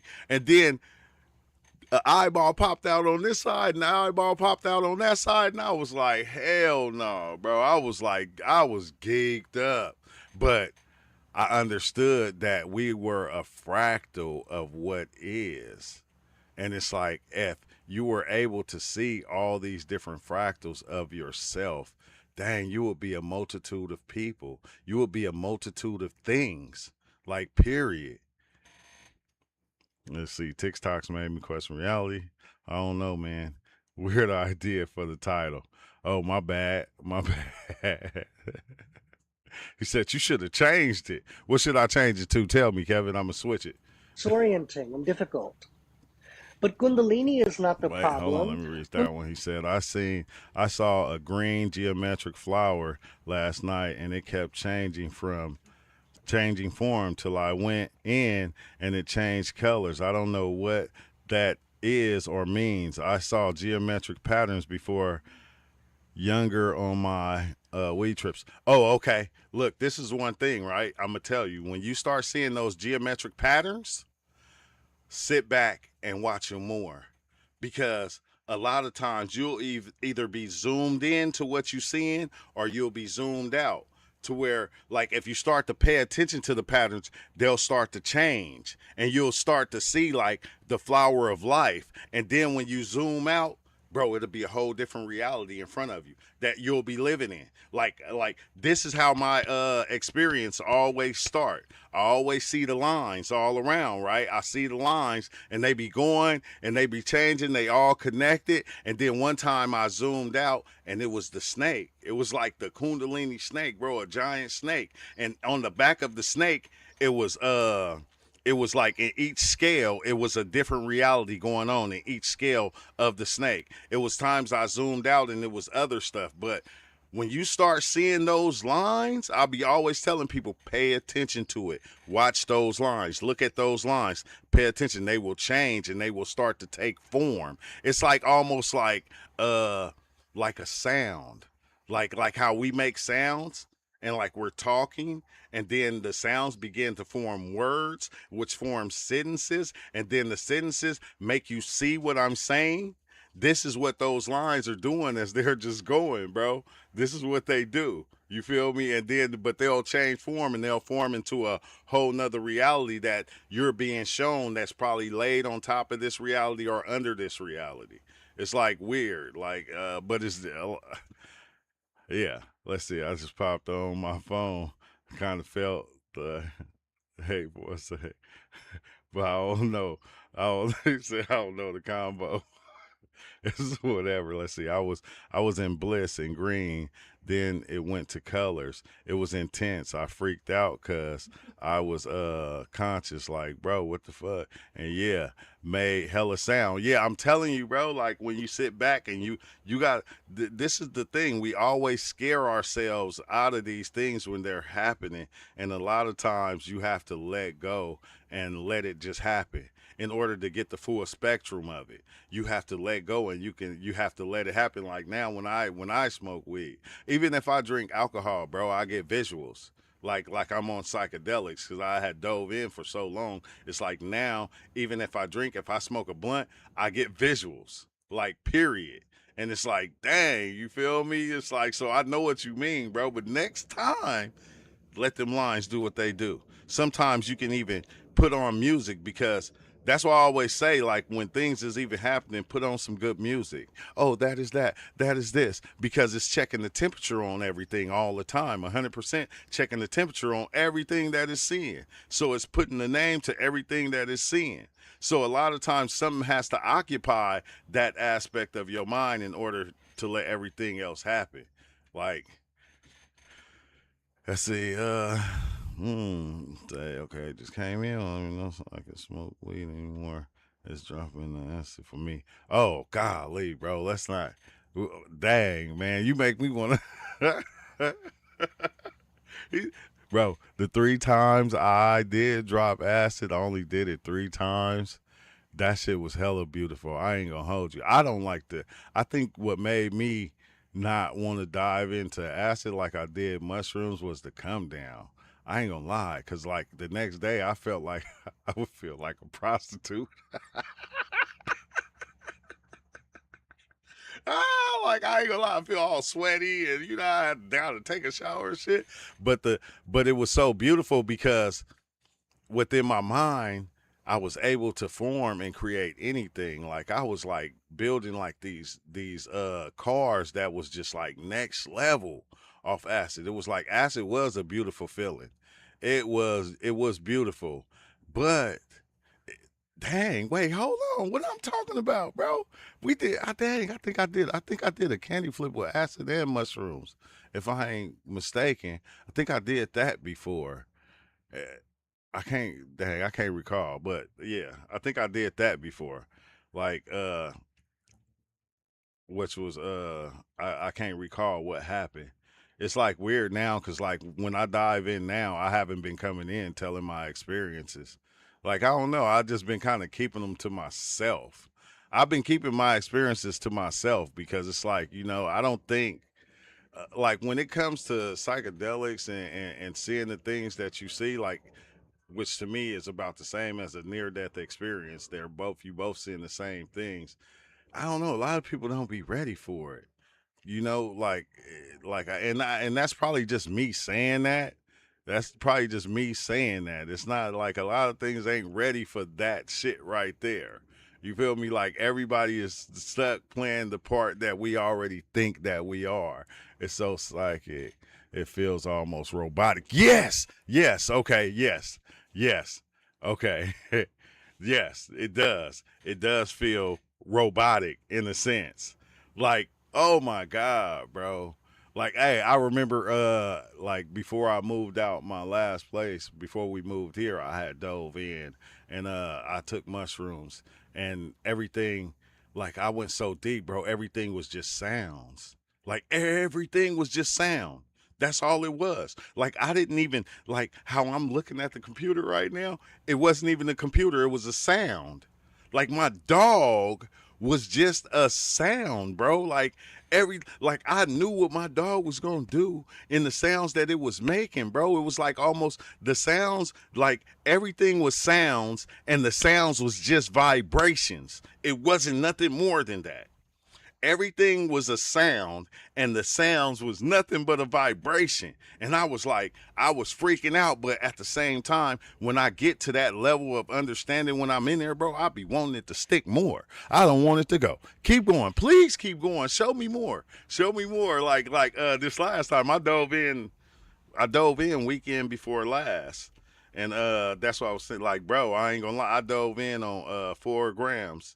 And like, you know, sometimes I'm different. I've been doing it so long, I can actually take, you know, I'll have a drink as I'm going because for me, it makes my trip last longer. I don't condone doing this. You feel me? Because I ain't not be up there and ready yet. But like, I was stuck in the bathroom for like 2 hours. It reminded me of my old 4ACO experiences. I was stuck in the bathroom for so long. Look, I'm telling you, I used the restroom and like, I don't know, I did something to where it made me almost fall. And I was like on the tub like this, like with my feet stretched all the way back. And I'm looking in the tub and the tub was just colors of whatever. I didn't even know what it was. I was stuck like that, like this on the tub for like an hour, just looking in the tub. But the one height of the experience that I did get and I did understand that messed me up was like, okay, when we it was showing me like the Son of God and like, you know, how we are reaching for the Son of God, because like I always felt like reality had a pattern to it and everything follows that pattern. So when you think about the Son of God and all of us, like, okay, we believe in the Son of God and that's what we reach for. That's something that a lot of us reach for to try to be, or to, you know, to give us this certain energy, just the belief in it. Now think about the trees and plants. What do they reach for? The Son of God. But that Son, which is a totally different Son, like it was like trippy as shit, because I'm going, wait, hold on. This don't make sense, but it make too much sense. So you saying, so I'm like going, I'm seeing, you know, okay, Jesus, the Son of God, and, you know, the power, you know, everything goes through Jesus to get to God or whatever, or however they say it. I'm not trying to, you know, get stuck on that right now, but I'm like going, damn, this is what the trees do. The trees reach for the sun, which was made by God or created by God or whatever. They reach for this same thing. Like this is just the energy doing what it does. It's almost like acid shows you what you want to see, but shrooms show you what you need to see. And then DMT just shows you everything. Hey, it's weird though, because the further you go, you start to see that they all actually showing you the same thing. Like once you start to going far, because like even when I first started, because somebody like I was like, I don't know how I started off with DMT. DMT was my first psychedelic. That was my first psychedelic that I took. And then I started doing videos about my DMT experiences. Y'all probably ain't seen them, or you probably have seen them. A lot of them is on the channel, but I started doing videos on my DMT experiences, and somebody was like, man, you should try mushrooms. This is after I didn't probably did like 2, 3, 4 grams of DMT. I always reference Mark Dreams because he was like one of the people who videos I seen that made me not be scared to dive in on the DMT, because I'm like going, if this young dude can do it, I know I can. I'm just 40 something years old. I have to go see. So somebody brought up mushrooms, and I'm like, mushrooms? And I think my first mushroom that I took, which it wasn't my first because I remember taking it a long time ago in the past when I was like in my 30s or my 20s, my late 20s. We took them coming from San Jose, driving from San Jose to Fresno, and I only took like a gram, and I laughed the whole way, and then I got sick and was throwing up. So once I took it this time, though, oh my God, I took them golden teachers, bro. That shit was so beautiful. I fell in love. And then I did DMT so much. The one thing that I wanted to do was I said, dang, okay, DMT is only 15 minutes. It seemed like forever. Like, is there something out there that the experience can last longer? And it was the mushrooms. And then I came upon the 4-ACO, and the 4-ACO was like taking the high dose of mushrooms. Like, it was like the highest dose. That shit was beautiful. I don't think anything, because 4-ACO, which I don't recommend, none of these things, don't do it, because, don't do it. But the 4-ACO would take me it would take me outside of the aspect of me that was scary, that was scared of everything. It would push me past that instantly. I didn't have to try to psych myself out. Cause like one thing that I used to do, if y'all recall, like the ones that's here, remember I used to be like, I gave in, like, I surrendered. This is what I used to tell my mind before, they start kicking in. Like, I surrendered, so you can't scare me. You feel me? Please, I surrendered. And then that's what, kind of opened me up to where I wasn't scared on the thing. So when I was seeing like the octopus, like this giant octopus, it looked like a squid or some shit. That shit was hella scary. And it was like thousands of them. It was like one giant one. And then it was like all these little tiny ones swimming around it. Like, like swimming up to it. Like a lot of the things, like I wasn't getting scared no more. I got 4 tabs I haven't touched. Oh my goodness. He said 4. Oh, balance. Oh, when the last time you dove in, Velvet? Like, I went in like 2 weeks ago. I ain't gonna lie. Every time every once in a while, I have to go back to the experience. Like, I don't know. It's like it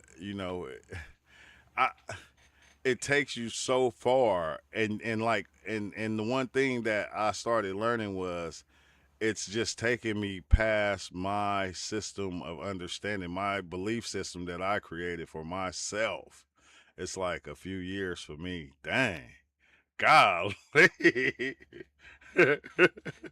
Watch out, research chemical tabs. They are sold as LSD, but are not. If the LSD tab tastes bitter, it's most like RC. Real LSD doesn't have much of an actual taste. Yeah, like the ones I took, they didn't have no taste. It's been a month. I don't think I let a whole. Dang. They ain't screaming no more. I hope they ain't get. Oh, it's funny that I used to struggle to get it. Now it's given to me freely. Hey, that's what we always said. It's like, dang, once you want it, like that shit will find you. That's what we used to always say about DMT. Look, if you don't even gotta look. Once you start talking about it, it will find you. That shit took a year to find me. But once I started, I kind of couldn't stop. I always say it's a wicked understanding. Let's see. Most research chemical tabs are fatal if you ingest more than 2 tabs. So if you ensure it's real, not just take one Half of a tab. Don't they? They don't have a tester for LSD, like to where you can test it and see if it's real or not. Do they have something like that? Man, you know, back in the days, we used to. Oh my God, I used to go in so much, but I think I seen so much. It's like I don't know. You know what I got to the feeling. I got to the feeling they got testers. Oh, okay, yeah. That's what I feel like. You should just get a tester. You know, especially if you're dealing with somebody you do not know. Man, test your stuff. You know, don't ever take nothing that, you know, test your shit, bro. Like you do not want to accidentally get the wrong thing. Like you gotta be safe when you doing these things. That's why we use it. Grow your own mushrooms. What is that? Oh, I got something right here. Thank you. You gotta be safe. The average person ain't about to test it though. Realistically, unfortunately, I know that's what I feel like. I feel like where psychedelics has come to is like, man, it's more of a money thing now. You know, everybody trying to make money, and I feel like when it comes to your spirituality, it's something that you shouldn't have to really pay for. I hate to say it. That's just the way I feel. Like you shouldn't have to. Your spirituality, your understanding of life or whatever is something that you shouldn't have to pay for. But you do, because I guess it costs for people to make it, but you do. And like back then, the DMT used to be so damn expensive. Probably still is. That's why I try to make people aware. Yeah, you have to. You have to. Like people have to be careful. You have to be careful nowadays. Like my cousin them, they like it's weird because like I had been talking about these things for so long, and like everybody told me like I was tripping, I was like crazy, I was losing my mind and shit. Like when I first started diving in, and I was like diving into psychedelics, and like it was like, nah, you doing that, you doing drugs and all this, and it was like, dang, it's weird because now they starting to like take them, like they're starting to take them, and they're starting to see.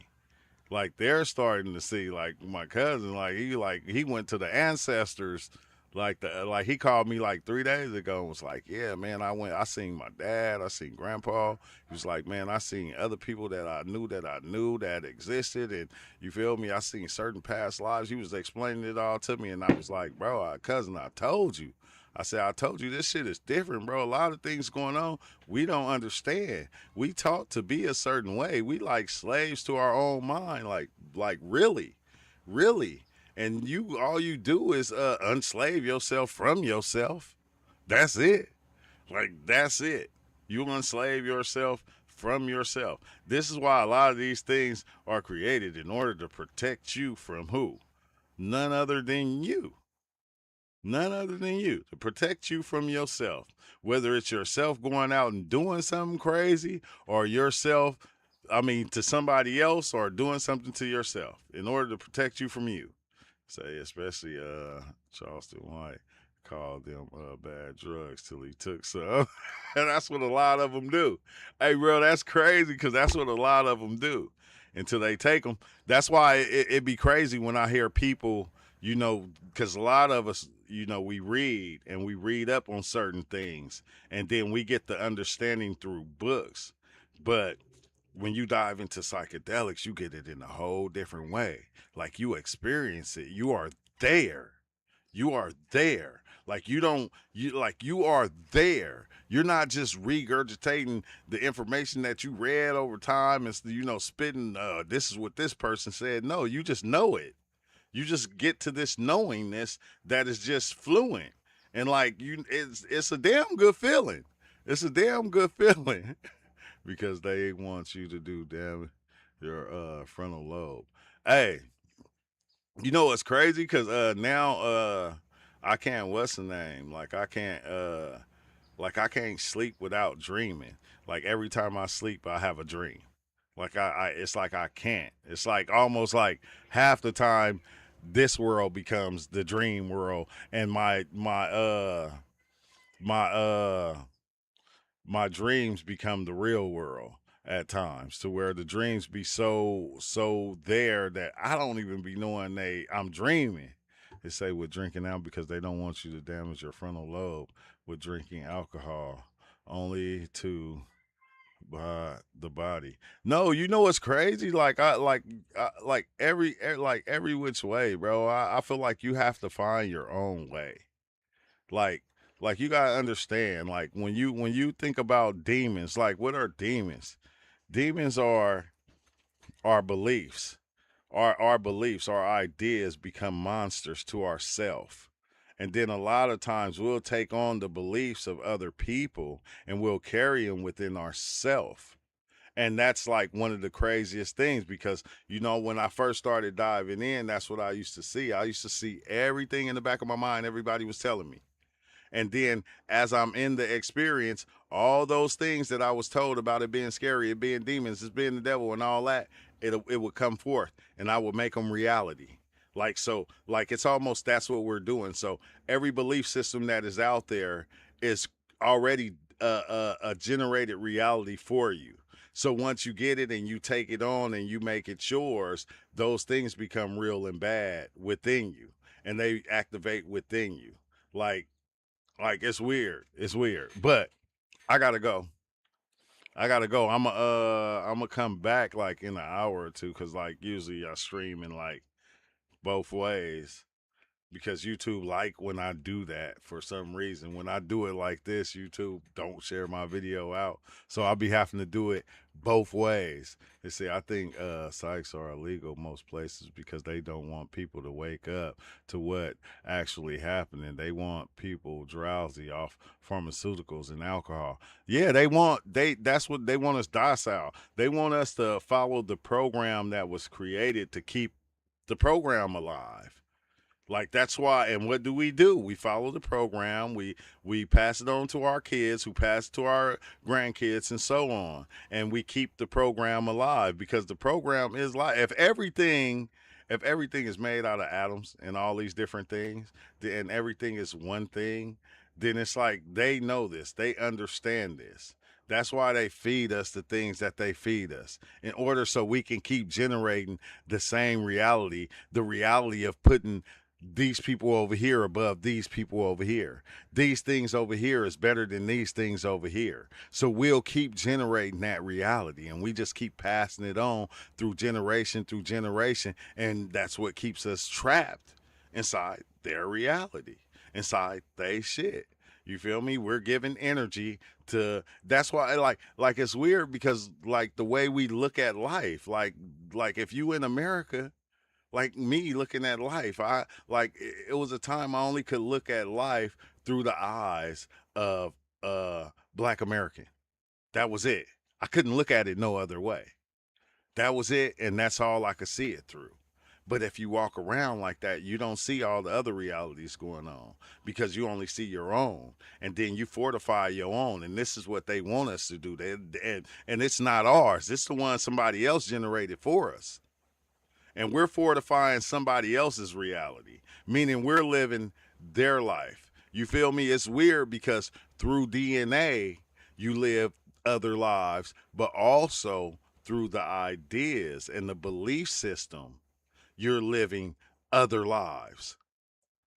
Like, if you get what I'm saying, through the system of belief that you have, you live in a life that was already generated. So when you say you are this thing, that's what you become because you believe that you are that thing. You believe that you are American. You believe that you are a man. So what do? You act out these different things. And anything that opposes that, you go against and you get mad and you get angry. Like this is the duality playing the game, playing the trick on us. Like and you can't blame it even on the duality no more. You only can play it on yourself. You playing it on yourself. Nobody else is doing it for you. They're giving you the ideas, but you taking the ideas and you making them yours. Like we take the body and we make the body ours. Like I said, the body ain't even yours. If you get a hand cut off, it's gone. You can't bring that shit back. That shit is gone. You said it's mine, but that's my hand. Who cares? They can't sew it back on. It's squished. It's gone. You lost it. It's not yours. Nothing is never yours. Nothing here in this reality is yours. That's why it hurts when you lose it. That's why it hurts when you feel like death happens or when you're about to lose the body. That's why that is so painful. Dying is painful. We made it painful because we don't understand the fact that life and death is like the same thing. It's like, you know, life is looking at death in the mirror. Death is the mirror of reflection of life. Like, period. Like, it's the weirdest thing, man. But I gotta go. What's up, mama? I'm gonna be back later though. I'm gonna tap in later. Thanks for watching. Hit that like button.